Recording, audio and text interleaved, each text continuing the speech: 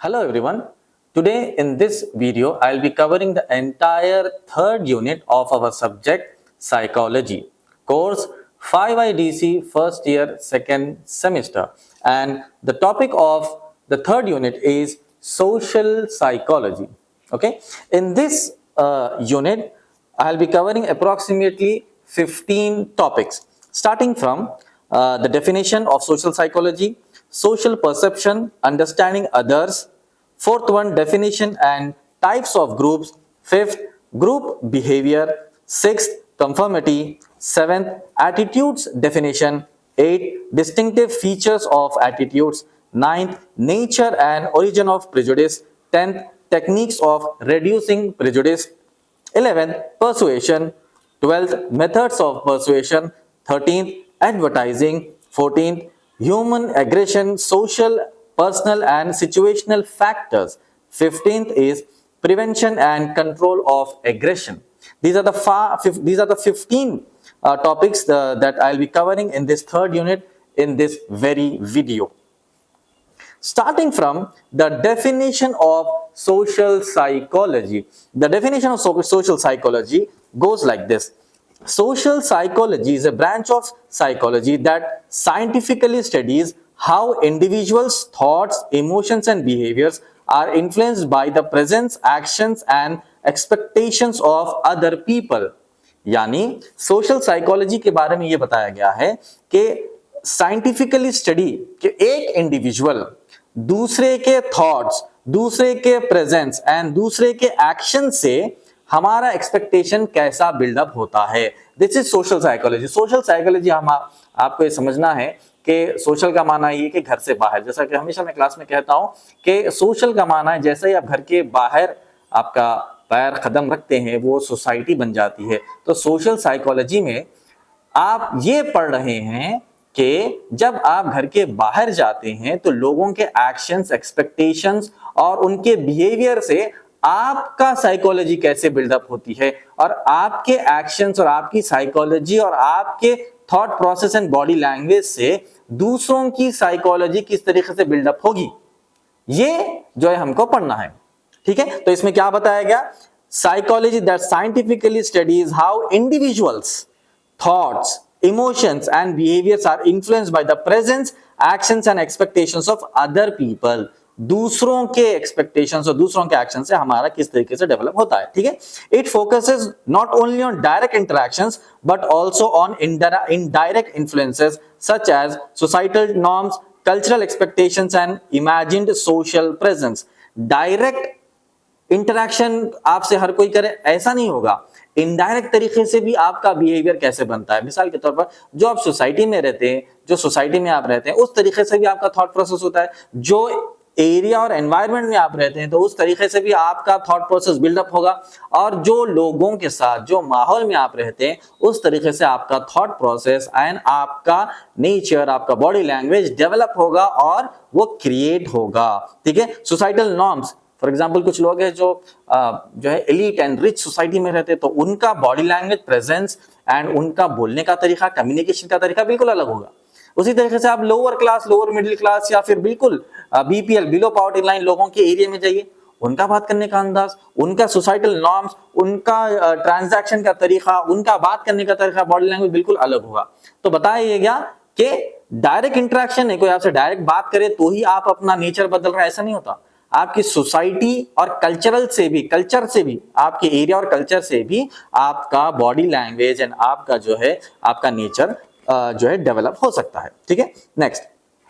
Now in the legal perspective, in the courtroom social psychological principles are constantly at work. In the courtroom social psychological perspective they are very at work, यानी वो बिल्कुल काम करते हैं, वहां पर वो एक्टिव रहते हैं. सोशल साइकोलॉजी, क्योंकि अगर आप देखेंगे वहां पर मैजिस्ट्रेट हो, जज हो, वहां पर जितने भी लोग होते हैं, वहां पर पीपी हो, पब्लिक प्रोसिक्यूटर हो, एडवोकेट्स हो, डिफेंस लॉ, ये जितने भी है ना, वहां पर सोशल साइकोलॉजी यानी कौन आदमी कैसा बिहेव कर रहा है वहां पर ऑब्जर्व करते रहते हैं. ठीक है, in the courtroom social psychological principles are constantly at work. जैसे कि मैंने अभी बताया, witnesses may influenced by pressure. जो विटनेस होता है ना, वो किसी के डराने से डर भी जाएगा, तो जब आप किसी का स्टेटमेंट लेते हैं, किसी को क्रॉस करते हैं, तो ये सवाल पर पूछ सकते हैं और बोल सकते हैं कि आप ये जो स्टेटमेंट दे रहे हैं किसी के प्रेशर से दे रहे हैं, किसी के कोएर्शन से दे रहे हैं, किसी ने आपको डराया है, इंटिमिडेट किया है, या क्या आपको कुछ परेशान किया है, क्या पैसे आपको दिया है, क्या आपको लालच दिया है ये स्टेटमेंट देने के लिए, समझ रहे? तो इसी तरीके से सोशल साइकोलॉजी यहां पर काम करेगी, ये आपको समझना है। विटनेसेस में बी इन्फ्लुएंस्ड बाय प्रेशर, जजेस may be unconsciously affected by stereotypes, okay, and lawyers rely on persuasion techniques rooted in social psychology. Lawyers क्या करते हैं, हमेशा हमेशा वो जो है पर्सुएशन टेक्निक्स पे रिलाई करते हैं। क्यों? क्योंकि वो सोशल साइकोलॉजी से रिलेट होता है, ठीक है। Understanding this discipline allows legal professionals meaning advocates to critically evaluate behaviour, ठीक है। ये डिसिप्लिन को समझने के लिए अगर ये डिसिप्लिन लॉयर समझ जाएंगे तो आगे क्या बताया गया, legal professionals to critically evaluate behaviour. Behaviour किसका बिहेवियर, चाहे कंप्लेनेंट का बिहेवियर हो, चाहे अक्यूज का बिहेवियर हो, चाहे विटनेस का बिहेवियर हो, किसी का भी बिहेवियर ऑब्जर्व करने के लिए साइकोलॉजी बहुत ज्यादा जरूरी है, ठीक है। आइडेंटिफाई बायस यानी किसी एक तरफ ही की बात करना, and ensure fairness in justice system, justice system को फेयर तरीके से उसको रन करने के लिए, पूरा ट्रायल अच्छी तरीके से रन करने के लिए, जजमेंट अच्छी तरीके से रन करने के लिए सोशल साइकोलॉजी आपको जानना बहुत ज्यादा जरूरी है, ठीक है। It also helps in policy making where laws must be consider how people actually behave in society rather than how they are expected to behave ideally. Social psychology का सब्जेक्ट अगर मालूम रहेगा, टॉपिक मालूम रहेगा, तो आपको ये समझ में आएगा कि इंडिविजुअल सोसाइटी में किस तरीके से बिहेव करते हैं और अकेले में किस तरीके से बिहेव करते हैं। आप और हम जानते हैं कि भाई जैसा ही एनवायरनमेंट होता है वैसा हमारा बिहेवियर होता है। घर में हमारा बिहेवियर अलग होता है, कॉलेज में हमारा बिहेवियर अलग होता है, दोस्तों के साथ हमारा बिहेवियर अलग होता है, पार्टी में हमारा बिहेवियर अलग होता है, ठीक है। समझ में आ रही बात? तो बोलने की तरीका ये, बोलने की बात ये है कि जो सोसाइटी में आप कोई इंडिविजुअल एक तरीके से अगर बिहेव करेगा तो वो दूसरी तरीके से, सोसाइटी में अगर एक इंडिविजुअल एक तरीके से बिहेव करेगा तो वो दूसरी तरफ दूसरे तरीके से बिहेव करेगा। एनवायरनमेंट आपके बिहेवियर को कंट्रोल करता है, जिस तरीके का एनवायरनमेंट होगा उस तरीके का आपका बिहेवियर होना चाहिए, ठीक है। Now coming to second topic, social perception. Perception का माना क्या है, एक अजम्पशन बोलते हैं, ठीक है। एक अजम्पशन, मैंने सोचा था, मैंने अज्यूम किया था, ठीक है। परसेप्शन अजम्पशन अच्छे से याद कर लो, ठीक है। Social perception refers to process through which individuals observes, interpret and make judgments about other people's behaviour and characters, ठीक है। सोशल परसेप्शन का माना क्या, एक प्रोसेस जिसमें हम दूसरों को ऑब्जर्व करते हैं, इंटरप्रेट करते हैं एंड उनके बारे में एक जजमेंट बनाते हैं उनके बिहेवियर और कैरेक्टरिस्टिक्स से। अब देखिए रोड पे कभी निकले आप, कोई अच्छा सोफिस्टिकेटेड कोई अच्छा आदमी दिख रहा तो हम बोलेंगे चलो भाई पढ़ा लिखा है, चलो अच्छा दिख रहा। कोई बेवकूफ तरीके से काम कर रहा, कोई गंदी गाली दे रहा या लड़ रहा झगड़ा तो बोलते हैं अरे भाई इसका बहुत बुरा हाल है, गाली गलौज करा, न्यूसेंस क्रिएट करा, लोगों को सता रहा। तो आप उसके कैरेक्टर को समझ सकते, उसके बिहेवियर को देख के उसके कैरेक्टर को समझ सकते। उन्हीं किस तरीके से बात कर रहा कोई आदमी, उसके बिहेवियर को देख के आप बोलेंगे कि भाई फला आदमी इस तरीके से। तो आप क्या बता रहे हैं यहाँ पर, सोशल परसेप्शन हमारा क्या है कि एक इंडिविजुअल के बिहेवियर से, उसके कैरेक्टरिस्टिक से समझ जा सकते कि इसका ये आदमी किस तरीके का है, ठीक है। ऑब्जर्व करते हम, this is called as social perception. Social perception, social का माना घर से बाहर, परसेप्शन का माना अज्यूम करना। सोशल परसेप्शन का माना ये है कि किसी के बिहेवियर से, उसके बॉडी लैंग्वेज से, उसके हरकतों से उसको ऑब्जर्व करके उसके बारे में आप बता सकते, ठीक है। This includes forming impression based on physical appearance. Physical appearance, अब आप अगर कोई रोड पे आप निकले देखे कि भाई कोई अच्छा खासा कोई ड्रेसिंग करके, तो आप ये तो नहीं बोलेंगे कि भाई ये भिखारी है, ऐसा तो नहीं बोलेंगे ना। अरे अच्छा कपड़े पहनने वाला, चलो कोई अच्छा आदमी होगा, यानी अच्छा आदमी यानी पढ़ा लिखा आदमी होगा, यानी कोई कंपनी में काम करता होगा, कहीं जॉब करता होगा, ठीक है। तो उसके अपीयरेंस देख के हम बोलते। अगर कोई फटी हालत में है, उसके कपड़े खराब है, बिल्कुल वो गया गुजरा है समझो, तो आप ये तो नहीं बोलते कि भाई बहुत बड़े कंपनी का मैनेजर है। तो आप सोशल परसेप्शन ये लगाते कि इसके हलिया, इसके कपड़े देख के हम बोल सकते कि भाई ये कपड़े अगर पहना तो चलो भाई ये आदमी इस तरीके का होगा, ठीक है। कोई गाड़ी में से उतर रहा तो हम ये नहीं बोलते कि कोई गरीब फकीर भिखारी है, तो नहीं बोलेंगे कि चलो भाई हिसाब किताब का आदमी है, चलो अपनी जिंदगी अच्छी गुजार रहा। तो उसके कपड़े, उसके अतराफ और अकनाफ के लोग, उसकी गाड़ी वाड़ी देख के तो अपन उसका एक परसेप्शन निकाल सकते हैं, ठीक है। फेशियल एक्सप्रेशंस, किसी के फेशियल एक्सप्रेशन आप देखेंगे रोडों पे जो एक दूसरे को घूर लेते फिरते, या फिर जो है ना कोई ऐसे बदतमीज लोग रहते जो लेडीज को घूर रहे, बस स्टॉपों पे ऐसे हरकत होते या रोडों पे होती, कॉलेज के बाहर होती, तो फेशियल एक्सप्रेशन देख के समझ जाना कि भाई ये आदमी कुछ ठीक ठाक नहीं दिख रहा है, इसका फेस बिल्कुल जो है ना कोई क्राइम करने से पहले किसी का कैसा फेस होता है, किसी को घूरना, जानकारी निकालना, वहां की रिकी करना, यहाँ पर क्राइम कैसा है वो प्लानिंग जो चलती है ना, फेशियल एक्सप्रेशन समझ जाते कि भाई ये आदमी का इसका फेशियल एक्सप्रेशन ठीक नहीं दिख रहा है, इसकी नजर ठीक नहीं दिख रही, इन्हें कुछ तो करने वाला है या कुछ तो क्राइम करने वाला है, किसी पर हमला कराएं, क्या करने वाला है, तो फेशियल एक्सप्रेशन। उसके बाद क्या बताया, टोन ऑफ वॉइस। हम जो बात करते हैं सोसाइटी में, ठीक है, जो बात करते हैं, बात करने का जो टोन रहता ना, मेरा हमेशा ये मानना है कि भाई अच्छे से बात करो हर किसी से, मगर यंगस्टर्स में आज देखा गया कि भाई बात करने का तरीका बिल्कुल ही गलत है, बिल्कुल एकदम जो है ना एक अकड़ बोलते हमारे हैदराबाद में अदाकारी से बात करना, भाई बहुत बहुत रुआब से बात करना, अपने आप में आके बात करना, बोल के बात करना, सीना चौड़ा, ये सब सोसाइटी में काम आने वाला नहीं है। कई सारी चीजें, कई सारे पेटी केसेस हम कोर्ट में इसी वजह पे देखे गए, एक दूसरे से बहस कर लिए, बात कुछ भी नहीं थी, गाड़ी किसी को लगी, पार्किंग हुआ, किसी का कुछ हुआ, किसी की गाड़ी थोड़ा लग गया या धक्का लग गया या कुछ गिर गया, बस इसी पे बड़ी बड़ी लड़ाई हो रही। वहां कहाँ आप जो एक दूसरे कॉम्प्रोमाइज करके, वैसा नहीं है सोसाइटी में। आज क्या है, वो टोन, वॉइस टोन जो है बिल्कुल बिल्कुल जो है गुंडे की बना के, गुंडा नेचर बना के चलने का आज यंगस्टर्स का ऐसा हाल हो चुका है। बट यूजुअली जो है सोसाइटी में ऐसा नहीं करना चाहिए। बताने की बात यह, टोन ऑफ वॉइस का मतलब यह है कि जब भी आप देखेंगे सोसाइटी में लोगों को कि टोन उनकी खराब हो रही, टोन चेंज हो रही, तो समझ जाना कि टोन से इनका नेचर कैसा है, किस तरह के जेस्चर्स को, अगर जेस्चर्स बता रहे कि भाई कुछ आपकी तरफ जेस्चर बता रहे, किसी की तरफ, आपके दोस्तों की तरफ बता रहे, आपके फैमिली मेंबर्स उसकी तरफ जेस्चर बता रहे, समझ जाना कि भाई ये जेस्चर्स इसके सही नहीं है, एक दूसरे के ऊपर शिकायतें कर रहे, बता के बोल रहे कि उन्हें फला वैसा है, उन्हें वैसा है, उन्हें वैसा है। तो facial expression, body language, voice of tone, voice tone आपकी जो है, ये सब अगर आप खराब रखेंगे तो एक खराब इमेज बनेगी। एज एन एडवोकेट हम इसमें क्या सीख रहे कि रोड पे जब हम निकल रहे हैं तो किसी का हुलिया, किसी का बिहेवियर, किसी की बात करने का अंदाज, किसी के कपड़े पहनने का अंदाज देख के समझ जाना कि भाई ये आदमी कौन से लेवल पर फिट होता है। तो ये है सोशल परसेप्शन, हमेशा याद रख लो, ठीक है। उसके बाद कॉन्टेक्चुअल क्यूज के हिसाब से भी बात और पहचान सकते हो उसको, इसका कॉन्टेक्स्ट क्या है, क्या हिसाब में ये आदमी है, ठीक है। इन लीगल सेटिंग्स, ठीक है, अब आप लीगल पर्सपेक्टिव में आ जाए। In legal settings social perception plays a crucial role as जजेस, ठीक है। सोशल परसेप्शन एज जजेस एक क्रूशियल रोल प्ले करता है आइडेंटिफाई करने के लिए, ठीक है। Crucial roles as judges, jurors and lawyers continuously access to credibility, honesty and reliability of individuals involved in cases। देखते कई बार क्या होता, एडवोकेट्स हो या जजेस हो, ये देखते उनका सोशल परसेप्शन वो बनाते कि भाई ये आदमी कैसा है। कभी भी बेल अप्लाई करने भी जाते ना तो एडवोकेट्स प्लीडिंग करते, आर्ग्यू करते, योर लॉर्डशिप इन्हें पहली बार करा, गलती से हो गया, इन्हें अच्छा पढ़ा लिखा है, देखो इसके मार्क्स इतने अच्छे, इन्हें डिस्टिंक्शन में आया सो है, he has never been into any arguments, he has never been into any bad habits, कभी नहीं करा ये, इसके दोस्त के चक्कर में आके कर दिया। तो इसका सोशल परसेप्शन कैसा है, इसका बॉडी लैंग्वेज कैसा है।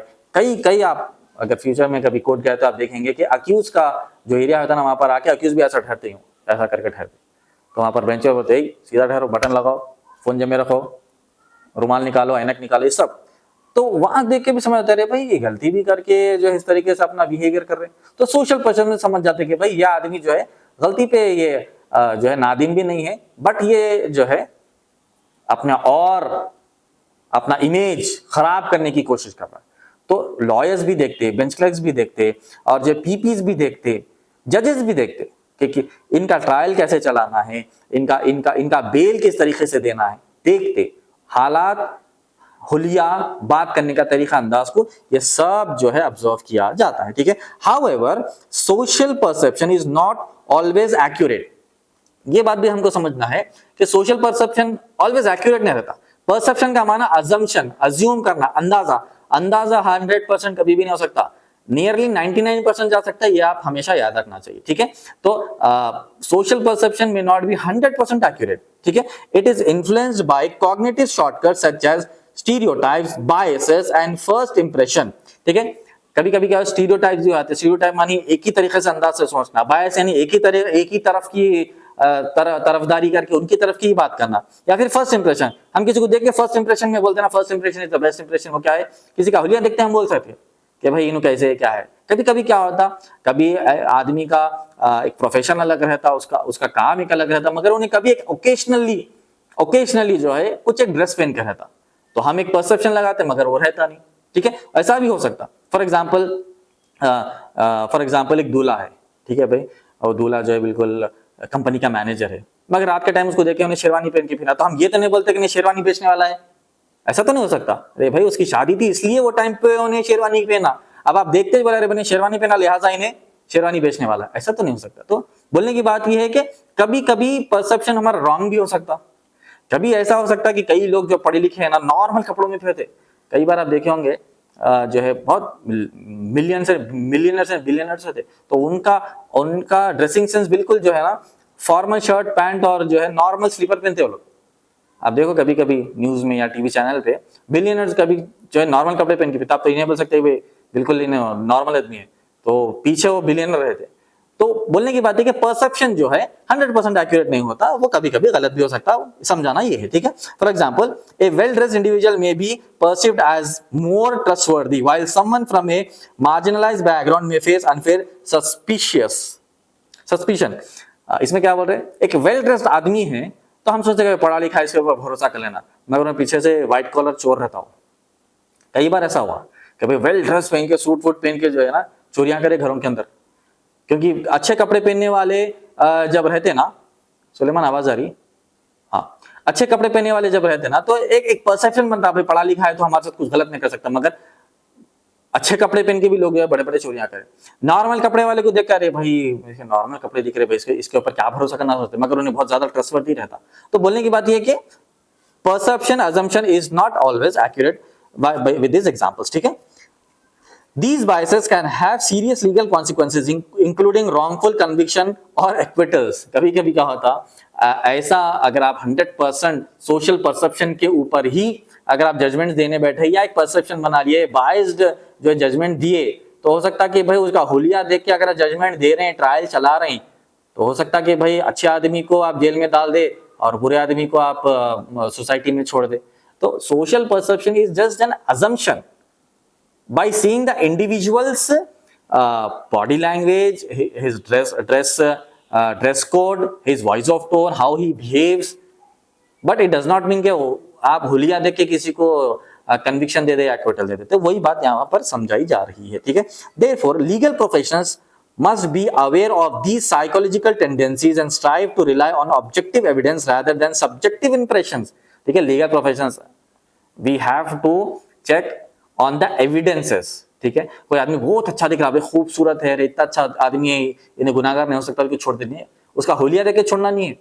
ठीक है, अरे बहुत डार्क है भाई, इसको बात करने का तमीज नहीं है, लिहाजा जो है इन्हें चोर हो सकता नहीं। कई बार ऐसे लोग रहते PhD बड़े बड़े, तो उनको कभी बात करने मुश्किल आती, कभी नहीं जिंदगी में कुछ किसी का बुरा किया ही नहीं।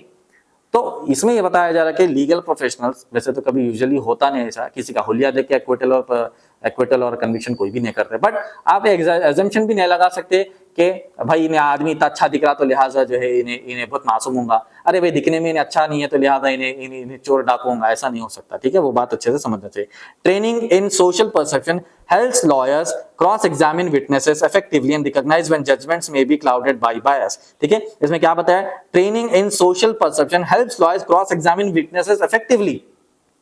अगर इसमें आपको ट्रेनिंग अच्छी रही तो आप क्रॉस एग्जामिन अच्छी तरीके से कर सकते, आप बायास नहीं होना। डिफेंस लॉयर्स, अरे भाई दिखने में अच्छा है, टाई वाई लगा के आया स्टेटमेंट देने के वास्ते, तो डरना नहीं उसे बात करने के लिए, कोई भी रहने दो, कंपनी का मैनेजर रहने दो, बैंक का मैनेजर रहने दो, कोई भी रहने दो, चाहे पुलिस ऑफिसर ही क्यों ना रहने दो, तो आपको जिस तरीके से स्टेटमेंट रिकॉर्ड करवाना है वैसे ही कराना, या फिर जिस तरीके से क्रॉस कराना है वैसे ही करना।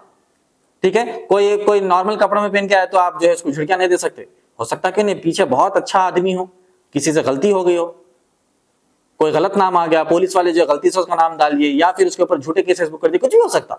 तो बायस नहीं होना है, और जिस तरीके से एज एन लॉयर आपको काम करना है वैसे ही करना है। ठीक है, तो सोशल परसेप्शन, आप सिर्फ परसेप्शन बता रहे एक आदमी का, उसके कपड़े से और उसकी बात के अंदाज से और जो इसके बॉडी लैंग्वेज से हम एक परसेप्शन लगाते हैं, भाई हो सकता है कि आदमी ऐसा हो, बट वैसा होना जरूरी भी नहीं है, और ऑन दैट बेसिस किसी को जजमेंट या एक्विटल नहीं दे सकते। ठीक है, coming to third topic, understanding others.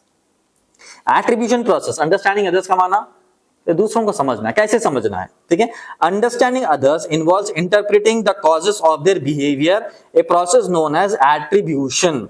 ठीक है, अंडरस्टैंडिंग अदर्स इन्वॉल्व्स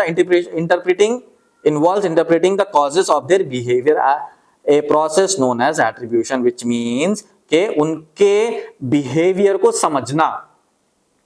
आपका दोस्त है, आपका पड़ोसी है, आपका भाई है, कोई भी है, अपार्ट फ्रॉम यू, कोई भी हो, उसको समझना।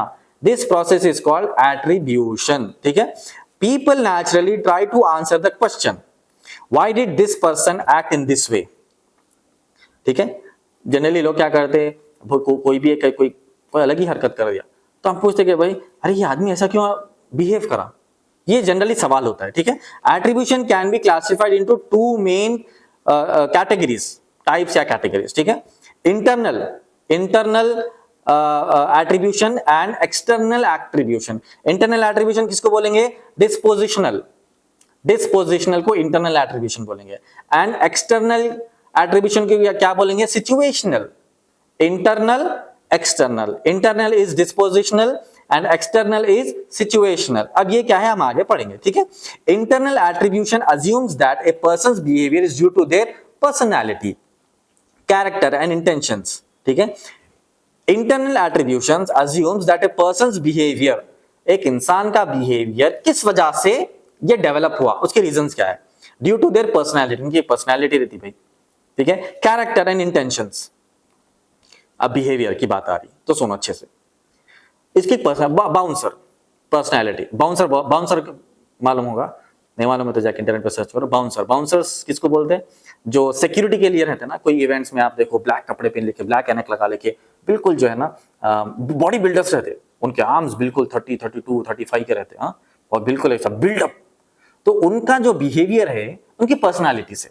ठीक है, उनका जो बिहेवियर है उनके कैरेक्टर और इंटेंशन से। उनका कैरेक्टर क्या है, इंटेंशन क्या है, पर्सनालिटी क्या है, कि बस सिक्योरिटी देना। ठीक है, जब उन्हें सिक्योरिटी दे रहे, उनकी पर्सनालिटी कैसी बनी हुई है, उनके इंटेंशंस क्या है और उनका कैरेक्टर क्या है। उनका इंटेंशन ये कि सिक्योरिटी देना, उनकी पर्सनालिटी बिल्डअप पर्सनालिटी, और उनका कैरेक्टर भी जो है अपने जॉब के हिसाब से। तो वो लोग कई बार आप देखेंगे बाउंसर जो सबको हटा देते, गिरा देते, ढकल देते, बिकॉज सिक्योरिटी देना। उनका मकसद ये नहीं कि लोगों को मारना है, वैसा नहीं है। अगर किसी को मारेंगे ढकेंगे तो क्राइम हो जाता। बट बाउंसर्स एंड सिक्योरिटी वाले क्या करते, सिक्योरिटी देते। सेम विद पुलिस का भी इंटेंशन किसी को मारना नहीं रहता, किसी को तकलीफ देना नहीं रहता, मगर सिक्योरिटी जब आ रही तो फिर वो लाठीचार्ज भी करता। उनका पर्सनालिटी वैसी बन जाती, उनका कैरेक्टर वैसा बन जाता, और उनका इंटेंशन वैसा रहता। उनका इंटेंशन लोगों को, पब्लिक को मारना नहीं, उनका इंटेंशन क्या रहता, भाई ये लोगों को, भीड़ को हटाओ। अगर भीड़ को नहीं हटाएंगे तो यहाँ पर बहुत बड़े राइट्स हो जाएंगे, लोग दंगा फसाद कर देंगे, तो इसीलिए लाठीचार्ज करते। तो अब उनका परसेप्शन क्या बन रहा, उनका बिहेवियर क्या बन रहा, उनका बिहेवियर बनता है अंडरस्टैंडिंग अदर्स में। हमको ये समझना चाहिए कि भाई इन्हों इस तरीके से क्यों कर रहे, बोल तो उनका काम है वैसा करना, उनकी पर्सनैलिटी है वैसा करो, और उनका इंटेंशन किसी को मारना, तकलीफ देना नहीं है, बट उनको समझाना है। उसी तरीके से पेरेंट्स के बारे में भी, पेरेंट्स बच्चों को मारते, तो बच्चों को जब मार रहे पेरेंट्स, तो इसका हरगिज मतलब ये नहीं है कि माँ बाप, पेरेंट्स जो है बच्चों को तकलीफ देना चाह रहे। माँ बाप का इंटेंशन ये होता है कि बच्चा बुरी चीजों से बच जाए, अच्छी चीजों की तरफ जाए, बुरी आदतों में ना जाए, पढ़ ले, लिख ले, दुनिया में अच्छा कामयाब हो जाए। यही है माँ बाप का इंटेंशन। उसीलिए बच्चे जब छोटे होते हैं तो बच्चों को मारते, समझाते, बच्चों को जिद करते, हाँ, बच्चों को पढ़ने के लिए बोलते, बुरी आदतों से बचने के लिए बोलते। जब वो बड़े हो जाते फिर उनको समझाते। तो बोलने का मतलब ये है कि पेरेंट्स भी जब बच्चों को मारेंगे या फिर उनको समझाएंगे या फिर उनको किसी तरीके से उनको जो है अच्छे रास्ते पे लाने की कोशिश करेंगे, तो उनका इंटेंशन कभी भी ये नहीं है कि बच्चों को मार देना है। इंटेंशन ये है कि बच्चे समझ जाना। तो सोशल परसेप्शन में ये है कि हमको ये समझना चाहिए कि इनका इंटेंशन क्या है। ये 3 एग्जांपल से आपको समझना चाहिए, बाउंसर्स, पुलिस एंड पेरेंट्स। ठीक है, next, whereas external attribution attributes behavior to environmental and situational factors। ठीक है, एक्सटर्नल एट्रीब्यूशन का माना क्या है, behaviour to environmental and situational factors. Environmental यानी बाहर, एनवायरमेंट के, एंड सिचुएशनल फैक्टर्स। अब सिचुएशंस कई सारे ऐसे आ जाते कि भाई एक अच्छा आदमी है, अच्छा नेचर का, good nature and humble polite, मगर उसके खिलाफ लोग जो है बहुत सता रहे, उसको तकलीफ दे रहे, उसको सता रहे, उसका मजाक उड़ा रहे। तो एक ना एक दिन जाके वो फिर थोड़ा वायलेंट हो जाता, किसी को मार देता जाके। तो बोलेंगे कि भाई आप उसको इतना सता रहे तो वो कुछ ना कुछ तो रिएक्ट करेगा ना, कुछ ना कुछ तो रिवोल्ट करेगा, कुछ ना कुछ तो वो जवाब देगा ना। तो वो क्या हो जाता, सिचुएशनल फैक्टर ज्यादा है, कैसा सिचुएशन आता जिसमें वो जवाब दे रहा। तो ये एक सिचुएशनल फैक्टर है, मगर हमेशा आदमी वैसा नहीं है। तो उसका वो एक्शन देख के हम ये नहीं बोल सकते कि बहुत बड़ा क्रिमिनल है भाई। नहीं भाई, उन्हें जवाब दिया यानी उन्हें रिप्लाई किया, यानी वो आदमी जो है सिचुएशन के हिसाब से एक्ट करा। तो हमारा परसेप्शन ये होना चाहिए कि is not a criminal, he is a polite person, calm person, humble person, but according to the situation उसने उसको उस तरीके से जवाब दिया है, ये हमको समझना चाहिए। ठीक है।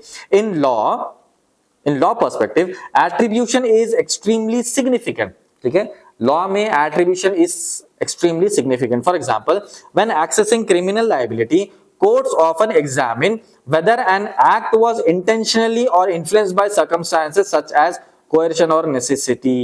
ठीक है, इसमें क्या बताया, कोर्ट्स क्या करते, एग्जामिन करते, मालूमात करने की कोशिश करते कि ये जो एक्शन हुआ वो किसी के फोर्स से हुआ, जबरदस्ती हुआ, किसी ने जो है इसको धमकाया, इंटिमिडेट किया, उसको पैसे की लालच दिया, सुपारी दी, क्या दी आखिर, कि वो क्रिमिनल एक्टिविटी कमिट करने के लिए। क्योंकि ये आदमी तो ऐसा है ही नहीं, क्यों करा ये, क्या पैसे मिल रहे हैं, या किसी ने डराया, क्या किसी ने उसके बेटे को किडनैप कर लिया और कहा कि तू फला ये क्राइम कर, तो तेरे बेटे को मैं मार दूंगा, ऐसा किसी ने कहा। ये सब जो है मालूमात करने की कोशिश करते हैं। ठीक है, a common psychological error is the fundamental attribution error. A common psychological error is a fundamental attribution error where individuals overemphasize personal factors and underestimate situational influences। ये बहुत इंपॉर्टेंट है, याद रख लो। इंडिविजुअल्स क्या करते हैं, पर्सनल फैक्टर्स पे जो है ओवर एम्फसाइज करते, मेरा भाई मेरे ये परेशानी थी, मुझे ये करना था, मुझे पैसे चाहिए थे, मुझे हॉस्पिटल में जो है पैसे देना था, या बच्चों की पढ़ाई थी, ऐसी बात करते। ठीक है, and under estimate situational influences. Situational influences जो है ना उसको अंडर एस्टिमेट करते, यानी सिचुएशन के हिसाब से किसी ने कोई एक्ट किया, सिचुएशन के हिसाब से किसी ने कोई जो है एक क्राइम किया, उसको अंडर एस्टिमेट करके पर्सनल बातें बताते जो काम आने वाले नहीं रहते। ठीक है, for instance a person may be judged as inherently violent without considering a provocative and self defence. इसका माना क्या है, एक ही बार में, फॉर इंस्टेंस का माना, फॉर एग्जाम्पल, ठीक है, a person may be judged as inherently violent. एक आदमी को आप वायलेंट समझ ले रहे, ठीक है, कोई आप क्राइम करते हो देखे, आप समझ रहे कि इन्हें वायलेंट है, विदाउट कंसिडरिंग प्रोवोकेशन और सेल्फ डिफेंस।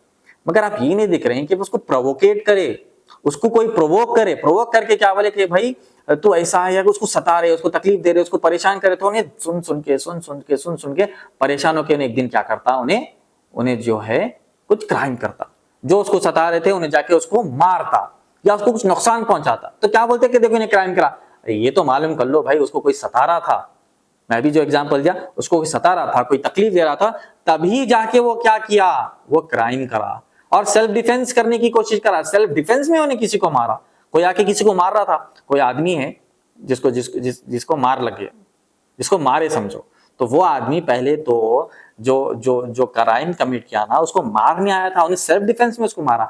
ये हिस्ट्री हमको जानना बहुत ज्यादा जरूरी है। ठीक है, lawyers must carefully analyse both internal and external factors to present a balanced argument. Lawyers को इंटरनल और एक्सटर्नल दोनों भी मालूम रहना है, क्या ये वाकई हैबिचुअल ऑफेंडर है, या फर्स्ट टाइमर है, या हम्बल पोलाइट आदमी है, इसके गलती से हो गया, या सेल्फ डिफेंस में हो गया, अपने आप को बचाते हुए हुआ, या कोई सता रहा था तो उसमें रिप्लाई करा। ये सब लॉयर को मालूम होना चाहिए ताकि वो कोर्ट के सामने आर्ग्यू कर सके। हाँ, यह है ना, for balance argument ensuring that justice is not compromise by misinterpretation of behaviour. Justice जो है मिस इंटरप्रिटेशन ऑफ बिहेवियर पे कॉम्प्रोमाइज नहीं होना चाहिए, यानी इसका बिहेवियर बहुत खराब है भाई, तो लिहाजा इसको फांसी दे दो, नहीं बोल सकते।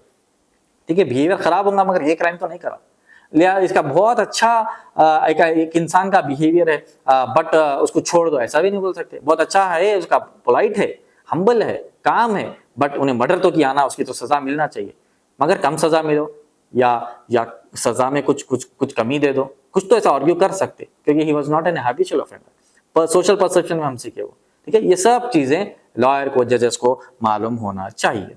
सो the next topic is definition and types of groups, ठीक है। So a group is defined as a collection of 2 or more individuals who interact with each other, share common goals and influence each other's behavior। अब आप देखे होंगे, आपके college में भी देखेंगे अलग अलग ग्रुप्स रहते, यानी जो जो ग्रुप अलग अलग किस्म के ग्रुप्स रहते हैं, कि किसी का पढ़ंतु ग्रुप रहता है, किसी का जो है लाठौर ग्रुप रहता है, घूमते फिरते पढ़े जो कुछ, ऐसे अलग अलग ग्रुप भी बनाते हैं। तो वही ग्रुप के बारे में बात हो रही है यहाँ पर, समझ जाओ, ठीक है। तो क्या बताया गया यहाँ पर कि ऐसा ग्रुप जो है इंटरेक्ट करते, एक दूसरे बात करते, एक दूसरे शेयर करते, अपने पर्सनल बातें करते, पढ़ाई करते, हर चीज शेयर करते, ऐसे अलग अलग ग्रुप्स बन जाते। और क्या था, जो ग्रुप में आप रहते ना, वो हिसाब का बिहेवियर आपका बनता, ठीक है। इसीलिए हम घर के बड़े लोग या जो भी आपको सिखाते हैं, हमको सिखाए, वो यही बताया कि भाई दोस्त की संगत देख समझ के दोस्ती करो, ठीक है। जैसा दोस्त वैसा तुम भी वैसी बन जाते, अच्छा दोस्त है तो अच्छे बनते, बुरा दोस्त है तो बुरे बन जाते, बुरी आदतों में पड़ जाते। तो वही ग्रुप्स की बात हो रही। Groups are essential part of social life and play significant role in shaping attitudes, beliefs and actions. Groups are essential part of social life. Groups या दोस्ती समझो, सीधा सीधा भाई, ग्रुप्स होना ही जरूरी नहीं है, दोस्ती, फ्रेंडशिप एसेंशियल है किसी के लिए। अगर किसी के दोस्त नहीं है या कोई भी उसका करीबी नहीं है, तो ज्यादा परेशान होने की बात है, क्योंकि वो आइडियल हो जाता है, इंडिविजुअल हो जाता है। किसके साथ कुछ शेयर करूं, किससे क्या बात करूं, किसको मेरे बारे में बताऊं करूं, उसको वो परेशान हो जाएगा, ठीक है। तो ग्रुप्स क्या बता रहे कि एसेंशियल पार्ट है हमारा एटीट्यूड बनाने के लिए, हमारा बिलीव्स के लिए, हमारे एक्शंस के लिए ग्रुप्स या दोस्ती होना बहुत ज्यादा जरूरी है। मगर ये देखो कि अच्छी दोस्ती रहे, ऐसी दोस्ती नहीं जो सिगरेट पी रहे, हुक्के पी रहे, ड्रग्स ले रहे, लाठोरी कर रहे, रात भर घूम रहे, ऐसे ग्रुप्स की जरूरत नहीं है हमारे, ठीक है। ऐसे ग्रुप्स की जरूरत नहीं, ऐसा ग्रुप होना चाहिए जो अच्छा रहे, हम्बल रहे, ठीक है। सोसाइटी में किसी को खराब, किसी को सताए ना, किसी को परेशान नहीं करे, पढ़ ले, लिख ले, माँ बाप की बात मान ले, ऐसा ग्रुप रहो और ऐसे दोस्ता बनाओ, नहीं तो ये दोस्ता बर्बाद भी कर देते, ठीक है। उसके बाद बताया गया in the legal context groups includes juries, legal terms, police units and even mobs involved in collective crimes. Legal terms में ग्रुप्स का माना क्या है कि ग्रुप ऑफ जजेस के ग्रुप्स है, लीगल टीम्स है, पुलिस वाले है, एंड मॉब्स यानी जो लोग रोडों पे जो रहते, जो जो जो जो राइट्स करते, जो क्राइम करते, ग्रुप बन के आते पूरा, तो कलेक्टिव क्राइम के लिए ये सब ग्रुप्स में इन्वॉल्व होते, ठीक है। Groups can be categorised into several types. Groups भी कई सारे किस्म में जो है कैटेगराइज किया गया, डिवाइड किया गया। Primary groups such as family and close friends, ठीक है। प्राइमरी ग्रुप इंसान का क्या होना चाहिए, फैमिली एंड क्लोज फ्रेंड्स, ठीक है। कई सारी ऐसी बातें रहती है जो फैमिली से ही शेयर कर सकते, कई सारी ऐसी बातें रहती जो फ्रेंड से शेयर करते, तो ये क्लोज ग्रुप्स में आते, ये अच्छे से समझना है। मगर आजकल जो है बच्चों को ये समझना चाहिए कि closest of the closest groups should be your parents. कोई भी अच्छी बुरी बात रहे, कोई भी जिंदगी में तकलीफ रहे, पहले पेरेंट्स से शेयर करो। बच्चे क्या कर रहे हैं आजकल, पेरेंट्स से शेयर नहीं कर रहे, दोस्तों से शेयर कर रहे, किसी से शेयर कर रहे, कॉलेज के दोस्तों से, स्कूल के दोस्तों से, बहरहाल दोस्तों से नहीं, पहले माँ बाप से शेयर करो, उन्होंने आपका हल निकाल के देते।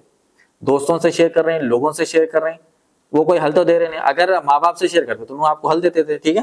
तो बोलने की समझाने का ये है कि close groups are family and close are categorise strong bond, strong emotional bonds. Family कोई रहते कि भाई कोई फैमिली या फ्रेंड से क्लोज इमोशंस और क्लोज बॉन्ड्स में रहते। सेकेंडरी ग्रुप क्या है, like professionals, organisations and more formal and goal oriented. Secondary group क्या है आपका, कॉलेजेस है, आप जहां काम करते हैं, जहां बिजनेस करते हैं, बाहर किसी से मिलते हैं, apart from friends and families, तो ये आपका सेकेंडरी ग्रुप है। और ये ग्रुप वाले क्या करते हैं, पूरे मिलके एक गोल सेट करते हैं। जैसे एडवोकेट्स की टीम है, एक गोल सेट करे, बिजनेसमैन की टीम है, गोल सेट करे, जॉब्स ओरिएंटेड जॉब सीकर्स की टीम है, गोल सेट करते। तो ये सेकेंडरी ग्रुप है। Primary group family and friends, secondary group your job oriented या फिर गोल ओरिएंटेड ग्रुप्स, ठीक है। Third, formal groups have structured roles and rules while informal groups operate with rigid structures. Formal groups have structured roles and rules. Formal group क्या, formal मतलब normal, उनका क्या रहता, उनके रोल्स रहते, रूल्स रहते। फादर एंड मदर का role है और उनके रूल्स है, क्या करना है। फ्रेंड सर्कल में भी क्या रहता, रोल्स रहते, भाई तेरा काम ये, तेरा काम ये, तेरा काम। उसके बाद रूल्स रहते, भाई ये रूल्स बना लेंगे, उस हिसाब से हम काम करेंगे बोलते। तो रोल्स एंड रूल्स आर बहुत इंपॉर्टेंट, ठीक है। while informal groups operate without rigid structure, rigid का माना स्ट्रिक्ट, इनफॉर्मल ग्रुप्स क्या रहते हैं, रिजिड स्ट्रक्चर्स नहीं रहते उनके पास। नॉर्मल रहते, फॉर्मल रहते, स्ट्रिक्ट में रहते, लूज रहते, वो याद रखना, ठीक है। Understanding this distinctive helps law students analyze how individuals behave differently in various group settings and how group dynamics can influence legal outcomes. Understanding this, advocates को ये समझ में आता है कि लोग ग्रुप्स में कैसा बिहेव करते, पेरेंट्स के साथ कैसा बिहेव करते, फ्रेंड्स के साथ कैसा बिहेव करते, कॉलेज के कोलीग्स के साथ कैसा बिहेव करते, वो समझ में आता अगर ये टॉपिक हम समझेंगे तो। एक इंडिविजुअल अलग अलग ग्रुप में अलग अलग बिहेवियर रहता, पेरेंट्स के साथ अलग बिहेवियर, सिबलिंग्स के साथ अलग बिहेवियर, दोस्तों के साथ अलग बिहेवियर, कॉलेज के दोस्तों के साथ अलग बिहेवियर, स्कूल के दोस्तों के साथ अलग बिहेवियर, क्योंकि स्कूल के दोस्त ना बचपन से रहते उसको हर चीज मालूम रहती, कॉलेज के दोस्त को नहीं मालूम रहती, तो थोड़ा कॉलेज में शरीफ बन के रहते। स्कूल का दोस्त जो है उसको बचपन से हर चीज मालूम रहती, थोड़ा उसका बहुत शरारती रहता है उसके साथ। तो अलग अलग ग्रुप के साथ अलग अलग बिहेवियर रहता, वो समझना जरूरी है, ठीक है। चलिए फिफ्थ टॉपिक सिमिलर है फोर्थ टॉपिक से, वो है group behaviour. So group behaviour refers to the patterns of actions, group के पैटर्न ऑफ एक्शंस उसको समझना है, and interactions that occur when individuals function within a group. Group है, group पे एक आदमी, उसके पैटर्न ऑफ एक्शंस और उसका इंटरैक्शंस कैसा है विद इन ए ग्रुप, वो समझना है।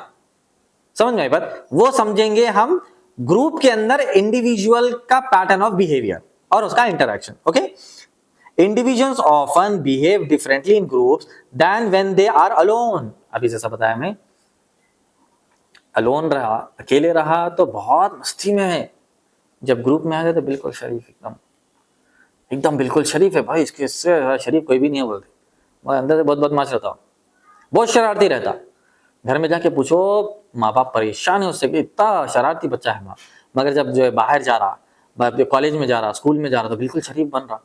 तो उसका बिहेवियर अलग अलग जगह पे अलग अलग है, ग्रुप में अलग है, इंडिविजुअल अलग है, वो समझना है, ठीक है। When they are alone, due to the factors such as social pressure, anonymity and shared responsibility. Social pressure का माना, चलो भाई बाहर निकले तो भाई कोई दावत है तो वहां तो अब चीखा मार लेते नहीं फिर सकते ना, या फिर वहां नाचना गाना तो नहीं शुरू करते, बोलेंगे अरे क्या हुआ, अच्छा बैठा था, इसको क्यों चीखा मार रहा है, क्या परेशानी है, इसको क्या तकलीफ है, कुछ बीमारी है क्या, तो वैसे तो नहीं करेंगे। कहीं दावत में गए तो अच्छा बिहेव करेंगे, दोस्तों के साथ है तो चलो भाई चीखा मार रहे, लड़ रहे, झगड़ रहे, हंसी मजाक करे, वो अलग है। बट किसी सीरियस फंक्शन में गए, किसी के डेथ हो गई, वहां पर गए तो वहां हंसी मजाक तो नहीं कर सकते, बोलेंगे अरे भाई इंडिविजुअल क्या हो गया इसको, किसी का डेथ हो गया तो वहां पर तो बिल्कुल सैडनेस से बिल्कुल आराम से बैठना ना, तो उन्हें हंस रहा, हाँ जोक कर रहा, फोटोज ले रहा, वीलॉग बना दे रहा, तो बोलेंगे कि पागल हो गया। तो उसका इंडिविजुअल का बिहेवियर देखना कि भाई इंडिविजुअल का बिहेवियर ग्रुप में कैसा है और सिंगल हैंडेडली कैसा है, सोशल प्रेशर से है या एनोनिमिसिटी से है या फिर शेयर्ड रिस्पॉन्सिबिलिटी। शेयर्ड रिस्पॉन्सिबिलिटी मतलब उसकी रिस्पॉन्सिबिलिटी रहती कि भाई मैं कैसा बिहेव करना, मैं रिलेटिव्स के पास गया तो मैं वैसा बिहेव नहीं कर सकता कि जैसा कि मैं दोस्तों के साथ हूँ, मेरी रिस्पॉन्सिबिलिटी है, मेरे पेरेंट्स की रिस्पॉन्सिबिलिटी, या पेरेंट्स की जो है यहाँ पर इज्जत की बात आ जा रही, रिस्पेक्ट की बात आ जा रही, तो अच्छे से बिहेव करेंगे, खराब बिहेव नहीं करेंगे रिलेटिव्स के पास गए तो ये शेयर्ड रिस्पॉन्सिबिलिटी का मसला है, ठीक है। उसके बाद one important concept is groupthink. Groupthink के बारे में बहुत इंपॉर्टेंट समझना है, where members prioritise consensus over critical thinking, ठीक है। मेंबर्स ग्रुप थिंक क्या करते, वो लोग कॉन्सेंसस को प्रायोरिटाइज करते क्रिटिकल थिंकिंग से बेहतर। बोलते क्रिटिकल थिंकिंग कुछ भी नहीं है, पहले कॉन्सेंसस देखेंगे वो अच्छा है बोलते, ठीक है। वो क्या है मैं आगे बताता हूँ, ठीक है। Leading to poor decision making, क्योंकि यंगस्टर्स रहते, ग्रुप्स ऑफ मैक्सिमम देखो यंगस्टर्स रहते। अब बहुत ओल्ड एज हो गए तो ओल्ड एज के भी ग्रुप्स है, मगर आजकल बहुत ज्यादा नहीं है, क्योंकि ओल्ड एज जो है, ओल्ड एज के ओल्ड लोग कई अपने घरों में ही हैं मेडिकेशन लेते हुए, स्पिरिचुअल चले गए, कोई योगा कर ले रहे, कोई जो है पार्क में मॉर्निंग वॉक कर रहे हैं, तो उनका थोड़ा ग्रुप रहता ओल्ड एज का। अब ये यंगस्टर्स का ग्रुप रहता, वो लोग उनको क्रिटिकल थिंकिंग, वो लोग बोलते हैं क्रिटिकल थिंकिंग, कॉन्सेंसस नहीं, समझ में बात। तो वो कॉन्सेंसस को प्रायोरिटाइज कर, क्रिटिकल थिंकिंग का माना भाई अगर मैं गाड़ी तेज चलाया तो एक्सीडेंट भी हो सकता है, वो नहीं सोच रहे गाड़ी तेज चला देंगे हम भाई, तो लिहाजा जाके एक्सीडेंट हो जाओ, मर जाओ, क्या करना है पता नहीं है, अरे बोलेंगे गाड़ी तेज चलाए, तो क्रिटिकल थिंकिंग सोचो कि भाई अगर कुछ हादसा हो गया तो मैं तो गया, फिर पेरेंट्स की भी जिंदगी खराब होगी ना। तो poor decision making, critical thinking, जो इंसान ने सोचा उसके डिसीजन मेकिंग पुअर हो जाता, तो वही हो जा रहा आजकल, ठीक है। उसके बाद in legal context this can affect jury deliberation where individuals may suppress dissenting opinions to maintain harmony. अब ये बहुत इंपॉर्टेंट है, पॉइंट समझो। इन लीगल कॉन्टेक्स्ट में this can affect jury deliberation. Jury का माना क्या है? Group of people who elect, ठीक है, किसको? कोई अच्छा परफॉर्मर है उसको सेलेक्ट और इलेक्ट करते, ठीक है। Where individuals may suppress dissenting opinions to maintain harmony. Individuals क्या करते? डिसेंटिंग ओपिनियंस को सप्रेस कर देते। सप्रेस का माना रिजेक्ट कर देना, अवॉइड कर देना, हार्मनी मेंटेन करने के लिए। तो यही पैटर्न ये लोग फॉलो करते, यही पैटर्न फॉलो करके बोलते कि हम कंसेंसस थिंकिंग वाले, हम क्रिटिकल थिंकिंग वाले नहीं है, जो पुअर डिसीजन मेकिंग में जाता है। तो ग्रुप थिंकिंग और ग्रुप लिंक बहुत इंपॉर्टेंट है, ये समझना है। मगर ग्रुप थिंकिंग में, ग्रुप बिहेवियर में ये समझो कि ग्रुप के अंदर एक इंडिविजुअल कैसा बिहेव कर रहा और जो है वो जब आइसोलेट रहता, अलग रहता, तब कैसा बिहेव कर रहा, कोई इवेंट में कैसा बिहेव कर रहा और किसी के साथ कैसा बिहेव कर रहा, उसका पैटर्न ऑफ थिंकिंग क्या है, वो ग्रुप बिहेवियर में आपको समझना है। ओके, नेक्स्ट,